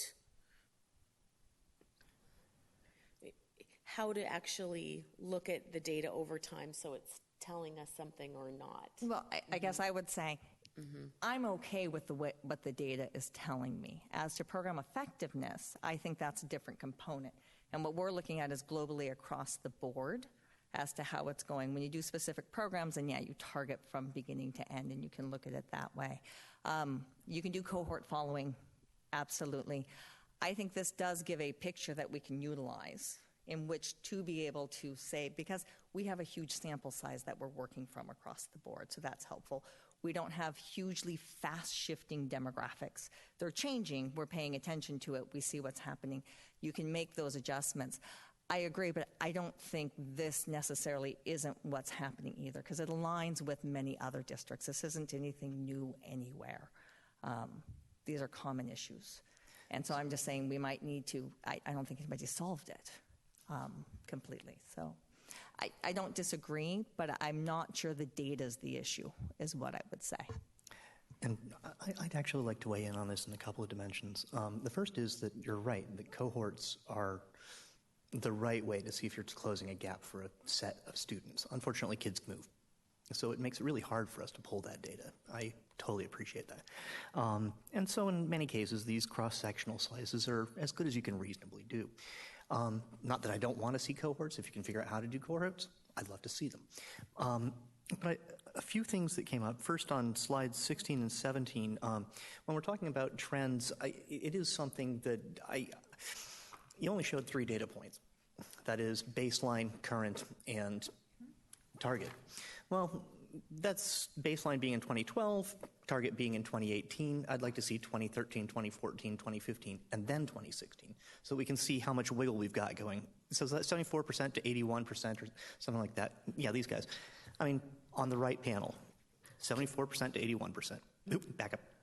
On that real quick, just, and so part of this is helpful because, we've got the full written report, for example, on page 11. It has what you're asking for. And that's something where just the slides, I don't want to remove that richness from the slide because when you've got 5 data points as opposed to 2 data points, 2 data points can look like a trend. 5 data points can prove to you that no, there's not actually a trend here at all, even though the end points might look like you're going somewhere. And that's just something that it's an opportunity. It's when we show these data, always making sure that we're showing enough data to let us compare, is there a trend here, rather than just saying, okay, we're going to look at these 2 points. But that's actually, I mean, I'm getting really nitty-gritty, but it's basic how to present statistical data. The thing that I'm much more interested in is actually on slides 22, 23, and 24, where we get into the gap. And this is cool stuff. I really appreciate the fact that you're able to tear this out for us. It takes me a little while to pull it out, but let's see. So this is the 5th grade science standard. Yeah, so I dove into the dashboard, pulled out the same numbers, and did a little bit of poking around with them, and realized that in the bottom 4 categories, so you're not low income, not student of color, etc., where are the multi-ethnic students? I'm betting that the multi-ethnic students aren't in any of those 4 bars. Because if you push them into the not low-income student of color, that 82% suddenly becomes 90.8%. So is someone who's the only student of color, or is a student who has one black parent a student of color? This is a really interesting. Student of color is just, and I think it's defined at the bottom, not on the slide here, but in the written report.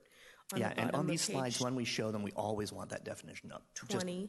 So it's, and correct me, gentlemen, if I'm wrong, but the student of color includes our black students and our Latino students. So the total N is 225 for our Latino students, 32 for our black African American students. So that's who's included in student of color definition. And by those numbers, the number of black students is 36. The number of Latino students is 234. So this is the Latino data. And it doesn't take out the effect of ELL. So it's something that is a concern to me, that we're seeing something that looks like a racial gap that's not explained by socioeconomic status, that is explained by another dimension of the data. And, you know, the Native Americans, the Pacific Islanders, we have 3 and 5 of them respectively. The multi-ethnic, 222 of them. We've got as many multi-ethnic as we have Hispanic, and yet we're not counting them in any of our racial analyses. And I'm pretty sure I can call them a student of color if they're not white or Asian.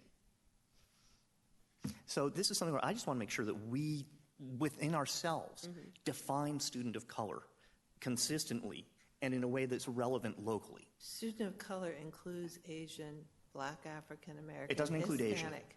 It does include Asian. Not in this case. Yeah, I know that this is not including Asian when we go to the national data that we had brought in. When we're looking at this?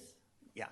So, students of color typically are not white, not Asian students. Right. Because typically the data plays out nationally, statewide, Well, I understand locally, that. I didn't realize we were defining Anyway, so this is differently. something where I think it's really important for us, before we start interpreting trends, to agree what we mean by a student of color.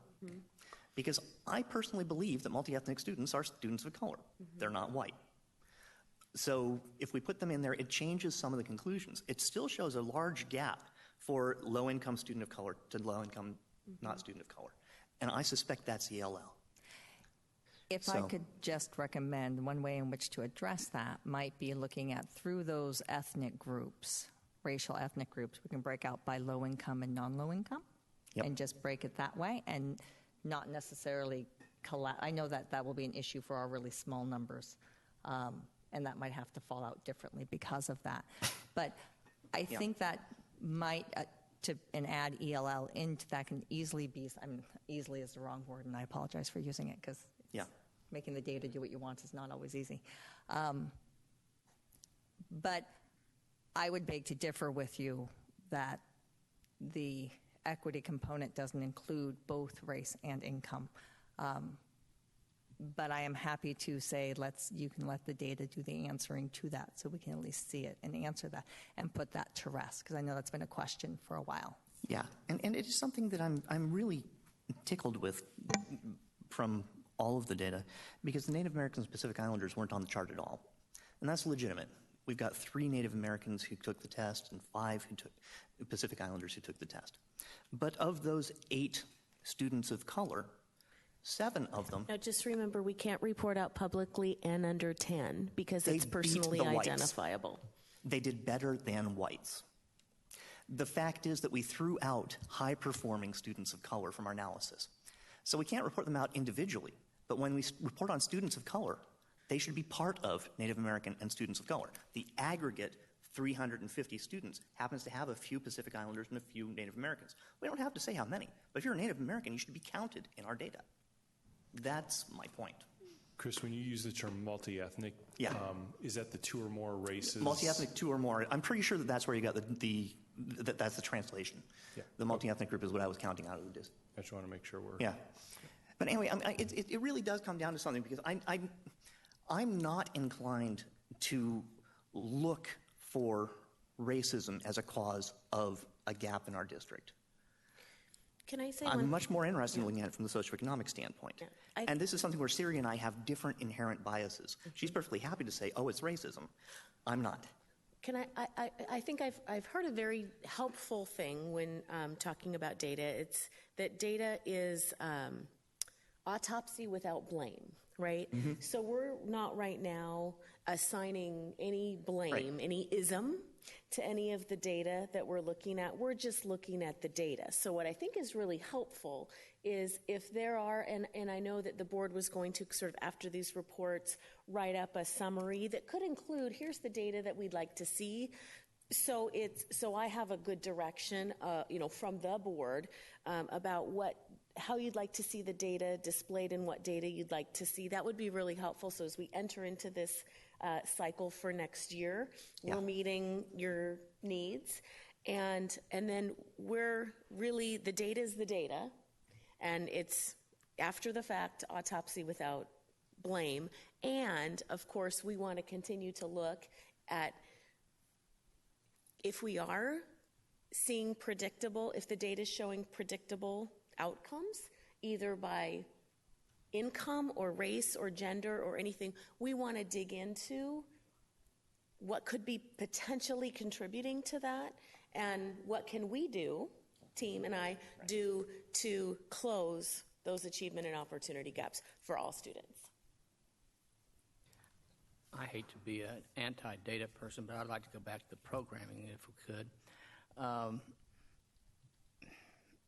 One of the, and to be quite frank, it does have an impact on the data angle. One of the things I see, and having come from the low-income population, is that science often is not presented in a real life, if you will, everyday life exposure. Let me give you an example of a teacher that, a non-science teacher that I was able to witness a few weeks ago over at Redmond High. She teaches cooking. And instead of just teaching cooking the way that we are all, or some of us anyway, had cooking in school, about this is the recipe, this is what you do, this is how it ends up.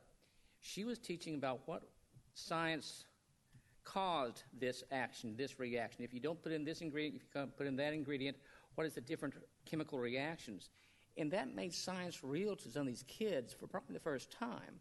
For a lot of them, the rest of them, I mean, most of them have probably just accepted the science that's on the page, and that's it, and I got to learn this, and I got to learn that, and so forth, so I can get my credits. But it really kind of made it real, I think, for a lot of the kids who are not your typical science student, perhaps. And Lord knows I would have fallen into that category.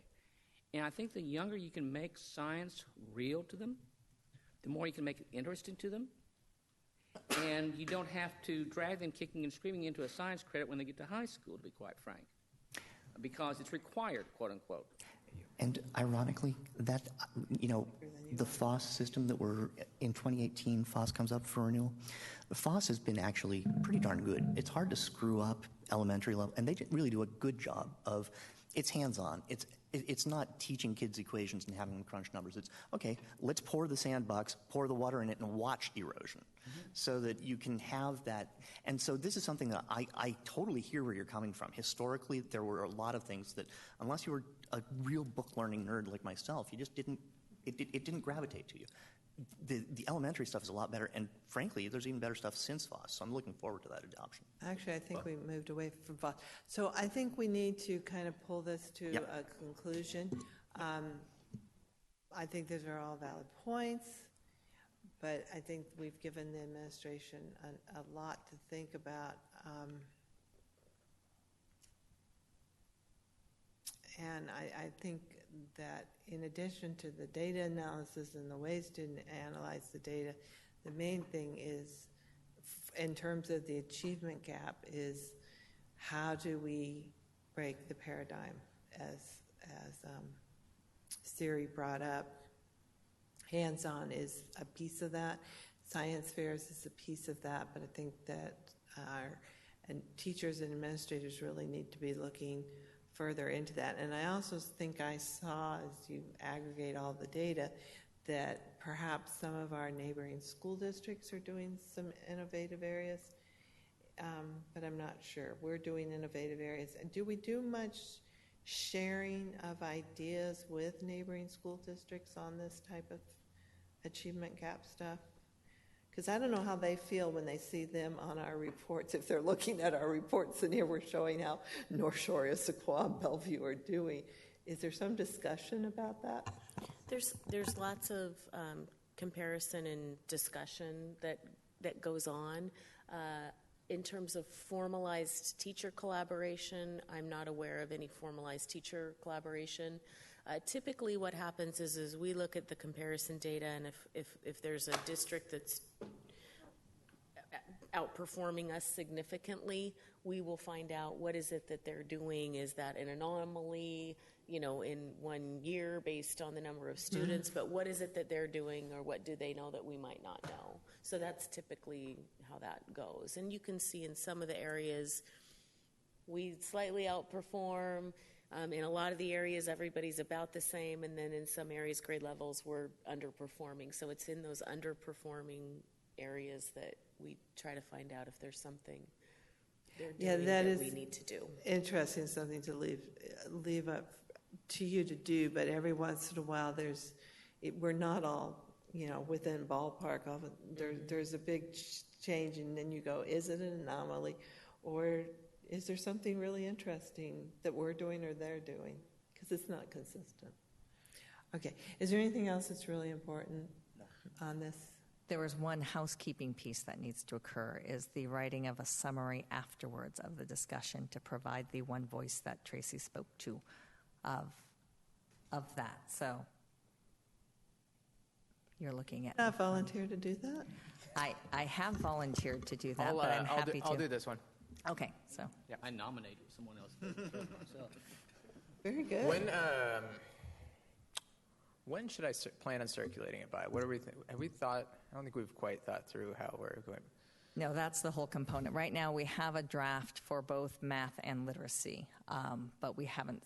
It'd be nice if, so we don't, this is our only meeting of this month, right? Yes, so we have till January. Well, it'd be nice if we could, are we planning on talking about this at the end of the meeting too? But at any rate, I'll try to circulate within the next week so that it's still fresh in people's minds. I think that would be a good... I missed something while I was gone. Did you guys come up with this idea? I think you might have missed Sounds something like while we it's were gone. evolved beyond what we've done in the past. Cool. All right. I will be happy to see it. Anyway, I think we should make a practice of trying to, whoever does it, to circulate it within a week. Yes, I think we should write it down so that we have it clear and documented. Lovely. I can look write down forward the to seeing process, both go of write them. Okay, let's move on to physical education.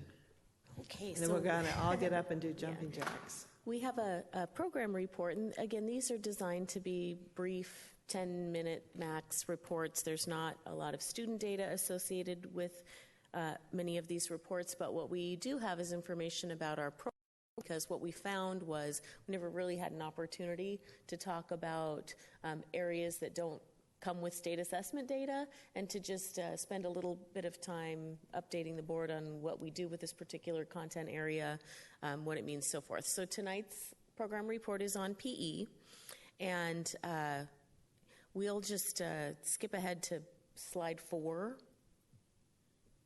and just talk a little bit about our PE program here in the district. Helps if I have the mic on. We think of our physical education program much like we've done some of the other formats. Can you launch the PowerPoint, please? Oh, I apologize. Thank you. Yeah, there That's we go. okay. I was in the old version, or in the previous. Thank you. Thank you. Think of our physical education program as teaching students both knowledge and skills, so they're learning fitness skills along with fitness knowledge. Think of it as the knowledge is the components that go into understanding what makes a person physically fit. The physical fitness part of it is actually doing it, is actually applying the motor skills. When we look at all levels, elementary and secondary, they grow in complexity, but both are taught. So it's not one or the other, it's both.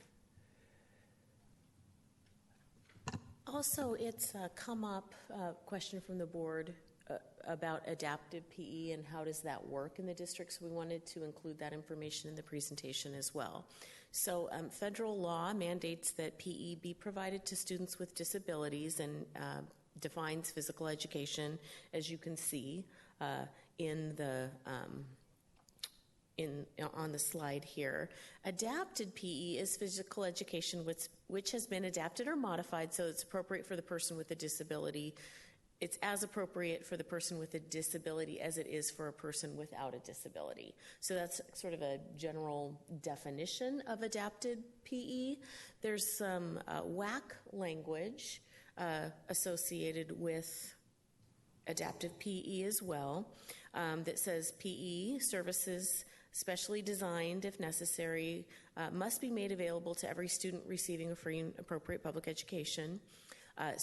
Each student eligible for special education services must be afforded the opportunity to participate in the general ed PE program available to students who are not disabled unless the student's enrolled full-time in a separate facility or the student needs specially designed PE as described in the student's IEP.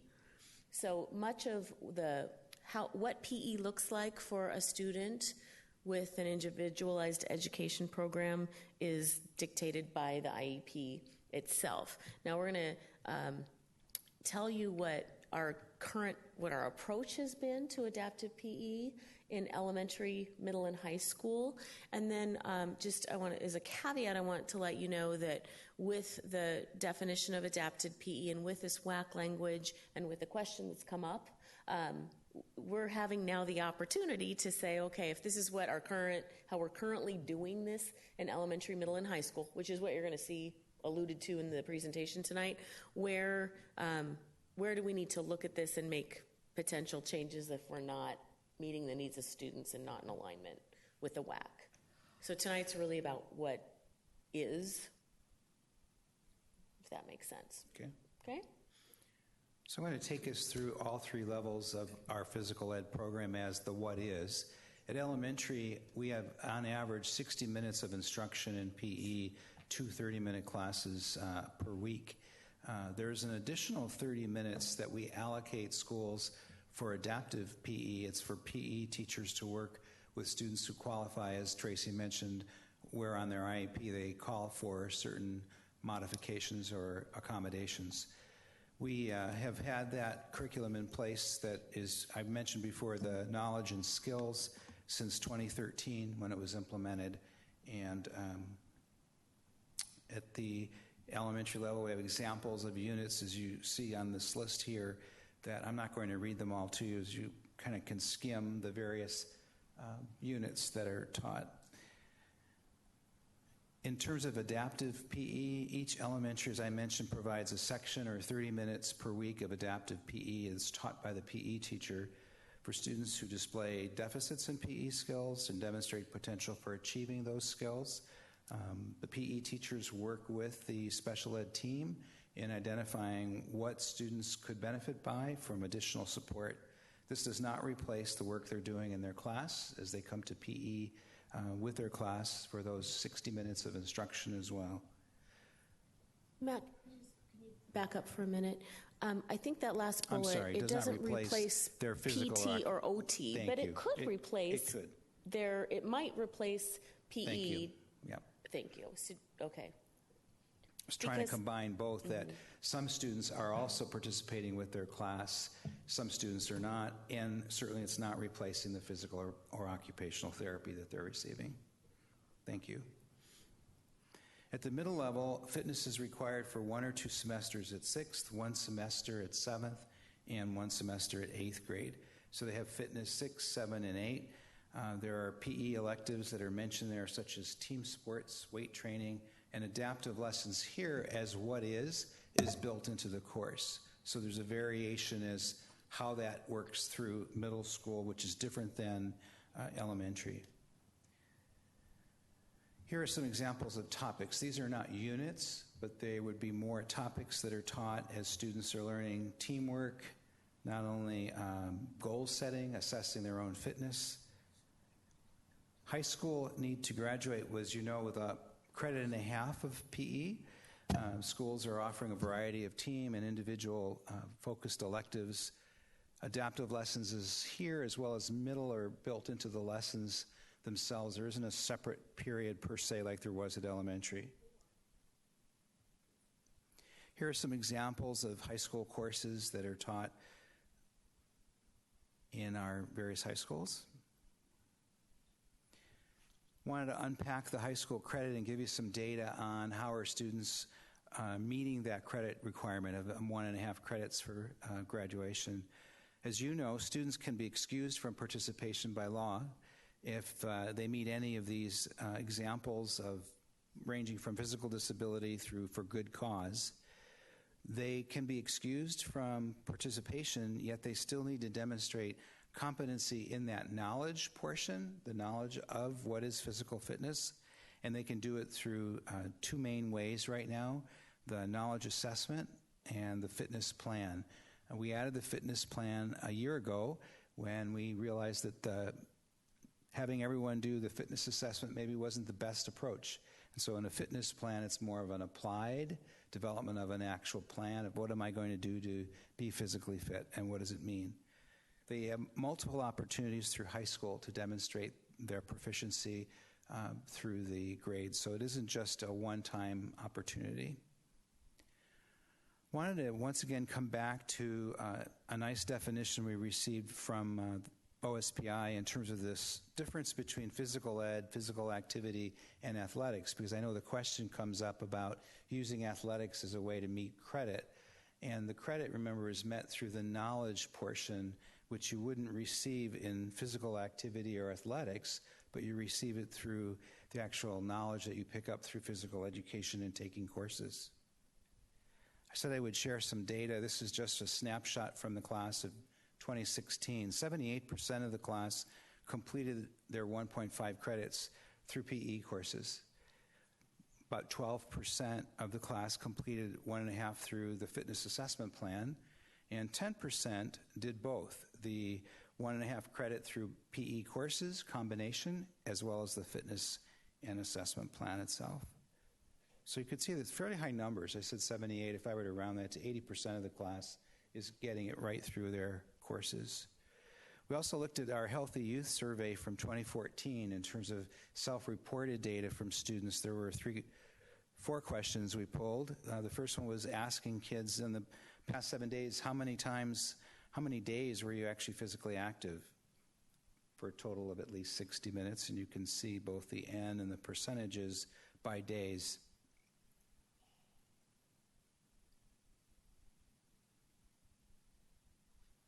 Second question was, on the past 7 days, did you exercise to strengthen or tone your muscles? So this is the fitness piece.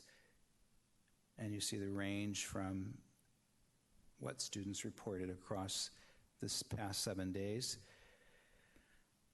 We asked them during an average PE class how much time are they actually spending exercising or playing sports. So it's actually saying how much are you actually doing in terms of exercise. And then that last question was during the average week. This is actually more than just physical fitness. It's about, because it's taking sports, art, music, dance, drama, or community services. Quite a high number. As I looked at 3 or more days students are spending on the average week, 51%, 49% of our, that was asked of 8th, 11th, and 12th, and then almost 50% of our 12th graders. So that's a snapshot of some of the questions that we asked through our survey and a snapshot of the program. And it also points to where do we need to do some work. And as Tracy said, it's a picture of what is and not what are we going to need to do in terms of both what we saw in the WAC as well as what we saw in definition of what is adaptive and how do we improve in that area. So I had not thought in terms of adaptive PE being a separate pull-out class. I was thinking that it was alongside of PE classes. So am I correct that what you're talking about here is a separate pull-out? Or does it fit under the standard least restrictive environment rules? I mean,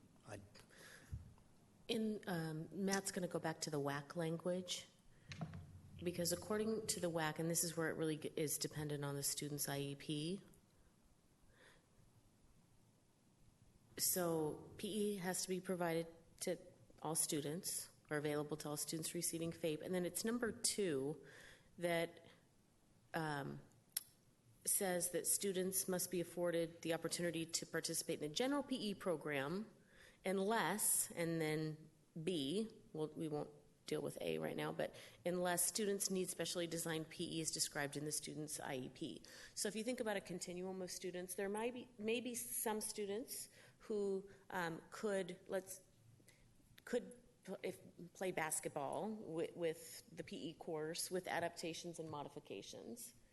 Then there's other students who maybe that's not an appropriate, nothing that's really happening in the general education PE class is appropriate for that particular student. So they receive, it's kind of like replacement curriculum if you think about it in any other way, really dependent on the student, dependent on the IEP. There are some students, for example, when I was at Inglewood, some students who weren't mobile weren't able to be in PE with modifications, but they could ride a bicycle. And so their PE program was really a B. in the WAC. It was a very different program for that student based on that student's needs. We had other students, for example, in our transition program who were integrated with PE. There were some modifications, but they were even, then, for example, on the basketball team. It really is student dependent. I'm looking at John because he oversees special education, and just to see if there's anything that I'm leaving out or anything you would add. If not, you don't have to get up, but I just wanted to give you that opportunity. So it really is student specific.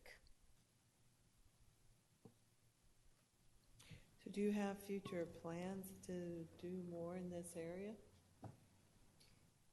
Because you said this is a report of what is.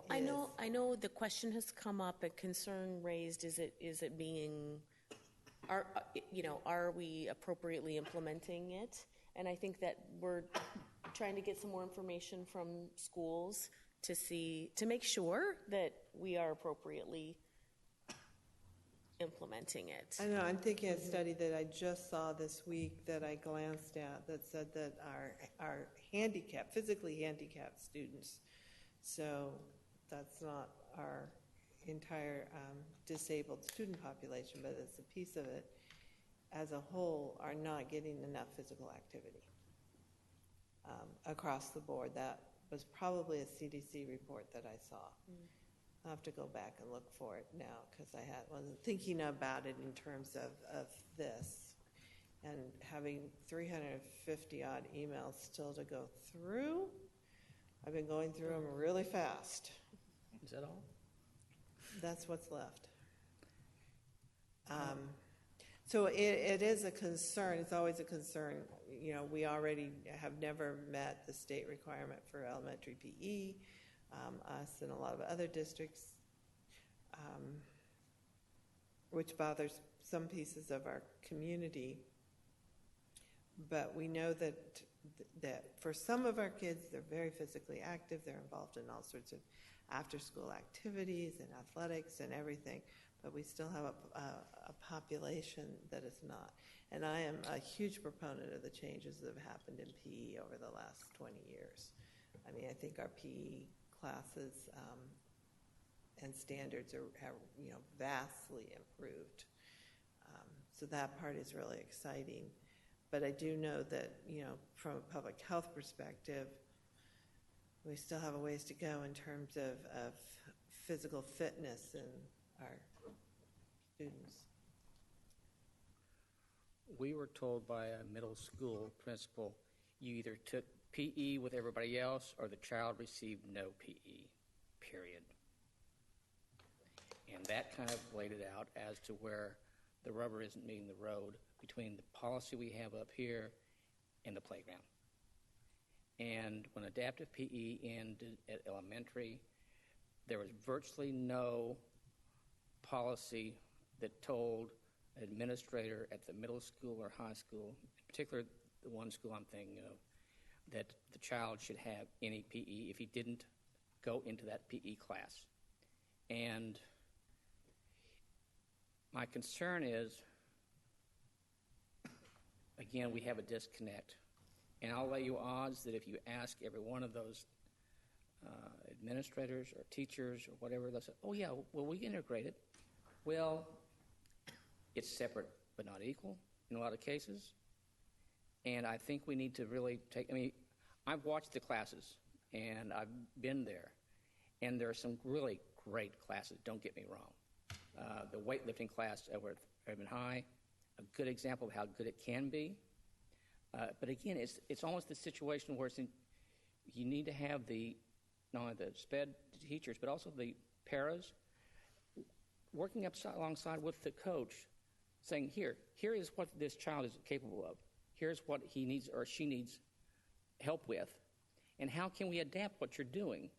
Because there's not really a share, if you will, of the condition and the health plan, if you will. And that's where we fall down. At the linkage last month, did the community bring this up as an issue? It's on the tables, yep. Broadly speaking, this was a relatively small fish relative to other issues that were bigger, but did come up.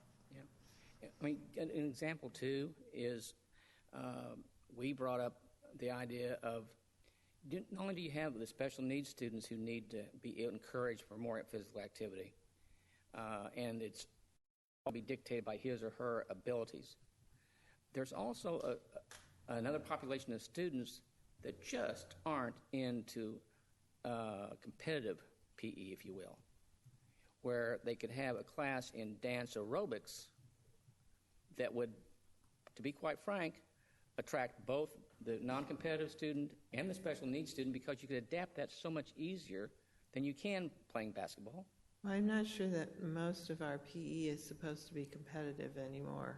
Well, to be quite frank, when you watch them in a gym, I've seen some really wicked play. And to be quite frank, it almost becomes human nature. You want to win. You want to be able to be at least as good as or better than the person next to you, so you don't feel like the doofus. And we've all tried not to be I understand that. That isn't the issue. The issue is where our standards are and what we're supposed to be doing with PE. So that is an old issue that I've seen addressed when they came up with the standards for PE a number of years ago. I think at this point, maybe what we need, we've got the report. The issues have come up. Maybe you can follow up with us.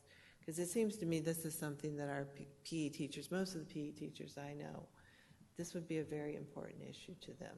Absolutely, and I mean, I couldn't agree more. We want to make sure that it's being implemented appropriately. So that's when I had said, this is, and there's more information that we need to get and make sure that we have systems in place so people understand that number one is, not just district policy, it's the law. Mm-hmm. So we can't have a system where students aren't included and getting the PE that they're entitled to. So that's something that we've got to follow up on and make sure. One last point, and it'll be brief.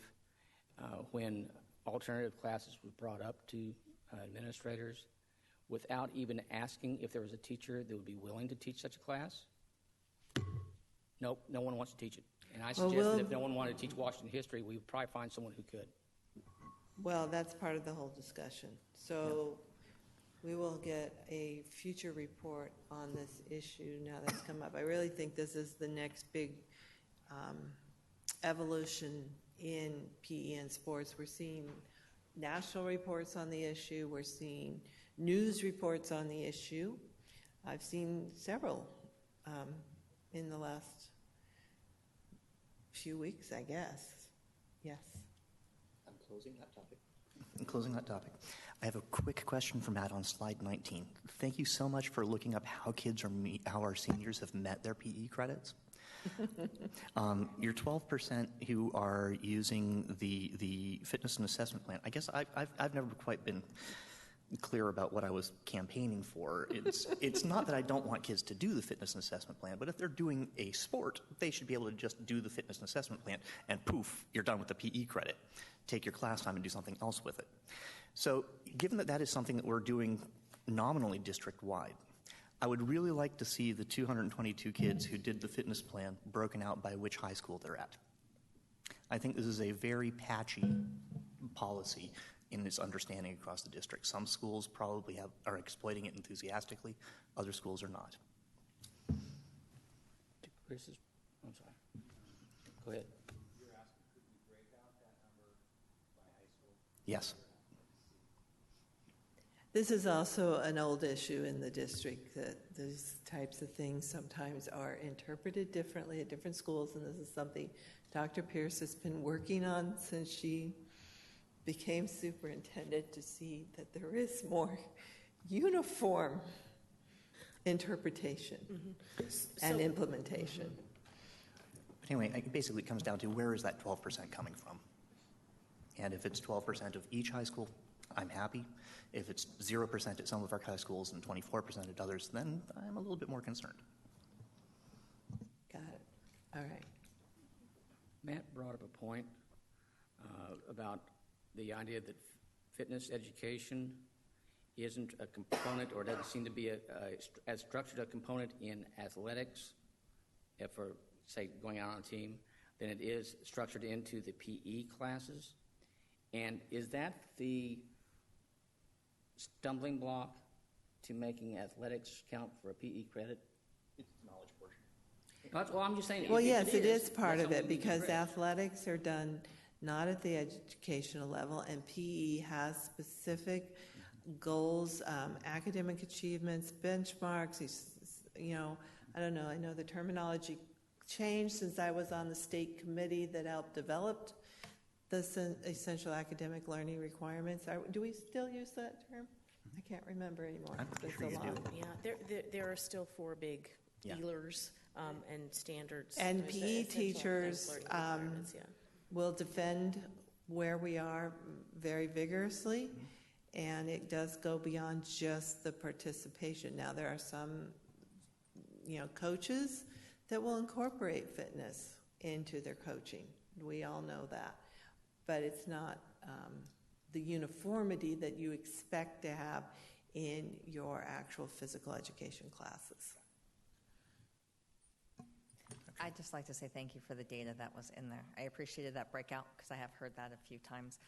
I'd also be intrigued to follow that over time, just if I don't need to personally, but you should, because with Core 24, it'll be interesting to see how that shifts. And if it does shift, it might give us a little insight.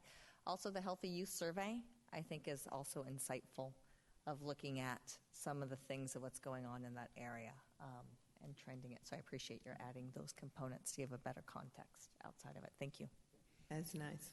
Thank you. I'm going to ask you to just click for me on for Soup's report, if you don't mind. If you could just bring up the Graduation just a couple rates. slides. Yeah.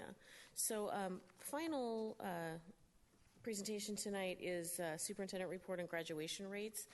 Since we have graduation rates for the class of 2016, this is the point of time in the year where we like to just very high level, these are the graduation rates, and not get into too much digging into a disaggregation, because that all happens as part of end result 1. So tonight is very brief. We do have graduation rates. You can click Matt. Obviously, this is all about our graduation rates are a direct indicator of how we're meeting our mission and vision for our students. And so the next slide gives you just a real high-level glimpse at the class of 2016. So we had 1,744 total students in the class of 2016. 1,592 of them graduated on time, meaning in 4 years. That gives us a 91.3% on-time graduation rate, which is just slightly less than last year's on-time graduation rate. It also means that we've got 152 students who were not on-time graduates. Of those, 72 of them are continuing, so they're still with us. They're working toward completion of their high school diploma. Unfortunately, 80 of those students are not continuing,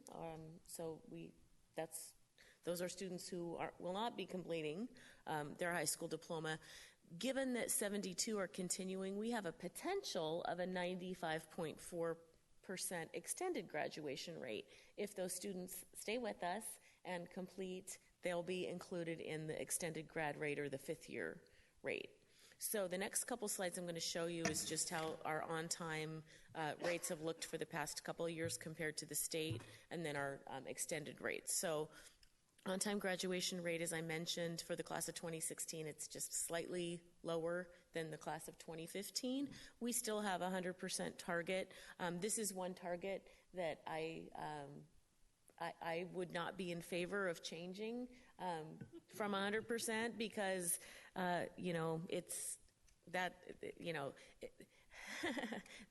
that's what we continue to strive for, and it's really important. Pardon me?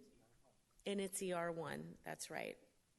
So while we're still, 9 percentage points away from making our target, the data looks a little better when you look at the extended graduation rate. And in our milestones, we haven't differentiated between on-time and extended, because if a student needs an additional year with us, we're fine with that. So if you look at our extended graduation rate, on the next slide, you can see that it's inching a little higher. So we have, that's the actual class of 2015 graduation, extended graduation rates 95%. Now next year, as I shared it once, next year we'll have the extended graduation rate for the class of 2016, and we have the potential to keep inching that percentage even higher. I won't go into it tonight, but as you know, we're also doing a lot with credit retrieval and intervention to try to get both our on-time and our extended rate to that 100% target. Just really quickly, just a high-level disaggregation by race, ethnicity, and program participation. So, I don't have on the slide, this will be included in ER1, the numbers associated with the data. So while our all students rate decreased slightly from the class of 2015, you can see that our rate for our Black African American students, our Latino students increased slightly. It decreased for our Asian and white students slightly, and increased slightly for our students who are in the 2 or more races category. If you look at this slide, it shows you program participation. Now, what we don't have yet is what's the cross tab between ELL and Latino, for example. But this just gives you a sense of the low income rate increased slightly from 2015. Special education rate increased, I don't have the exact number there, but I don't know if that's significantly or not, but quite a bit. We'll just use that non-technical term, over 2015, and so you can see ELL is down slightly. What we'll be able to look at is the numbers associated with the percentages when we do the full ER1 report. So just the last slide, this is one that we looked at as we have been focused on low-income students and their performance. This just shows, you've seen this chart before, not with the class of 2016, so we just wanted to give you, this is just the breakdown for low-income graduation rate, increasing slightly. You can see the total number of students, 346 low-income students, 274 of them graduated on time, 72 did not. 32 of those students are still with us, and 40 are in that negative status, not still with us, did not graduate. So that's high level of data. You'll see more in-depth data, and you'll see some of this data again when we do the full ER1 report. Where do the Running Start students fall out with this? So it's interesting, and the Running Start students, think about this, they're included in our graduation rate if they earn a diploma with us. What I have to double check on is the law changed a couple of years ago, so students could earn an AA degree. They didn't have to come back and get one of our diplomas. I think, are they, John, do you think they're included in the negative status? Okay. The other interesting thing that is how our Transition Academy students play out in the data. So because they are still with us beyond 5 years, in order to get funding for that program, they're in the non-graduate bucket. So that's the other thing we need, and so there's a potential that we could never meet our 100% graduation target because those students, you can't count them as graduates. If you count them as graduates, they're removed from the system and we don't get funding to be able to serve those students in Transition Academy until they're 21. So I know there's been some districts who have been looking at this to see if we could potentially get the law changed so we can somehow not still receive the funding but not have them not reflected, because they really did complete high school and now they're on to Transition Academy, but they don't ever show up as graduated in the data. So I don't have how many students are included in that number, but that's another thing that impacts our data. Usually about a dozen. Maybe not for every year, every graduating year. So I'd have to look, there might be that many students in the program, but maybe it's 3. I don't know. How many each year. Yeah. It's not a huge number, but it's a number. Mm-hmm. Thank you. Thank you very much. Anything else on Ledge update? No, that's fine. Okay. Anything for board follow-up that we haven't already discussed? I'm forgetting the name of it. Sarah, you remind me of the name of that book that is Good Governance is a Choice. Is that, Yes, did I get it? About coherent governance. Right. Randy I Quinn. started reading over the weekend. It is excellent. It's very short too. I would encourage everyone to purchase it. Why don't you just pass it around? I have it on. It's on my Kindle. So. I don't read at night on electronics. If you want me to read it, you'll have to order me a copy. We could order. I'm you a old. copy. I Would can't anyone do else that like a paper LED copy? light at night. And I Paper copy.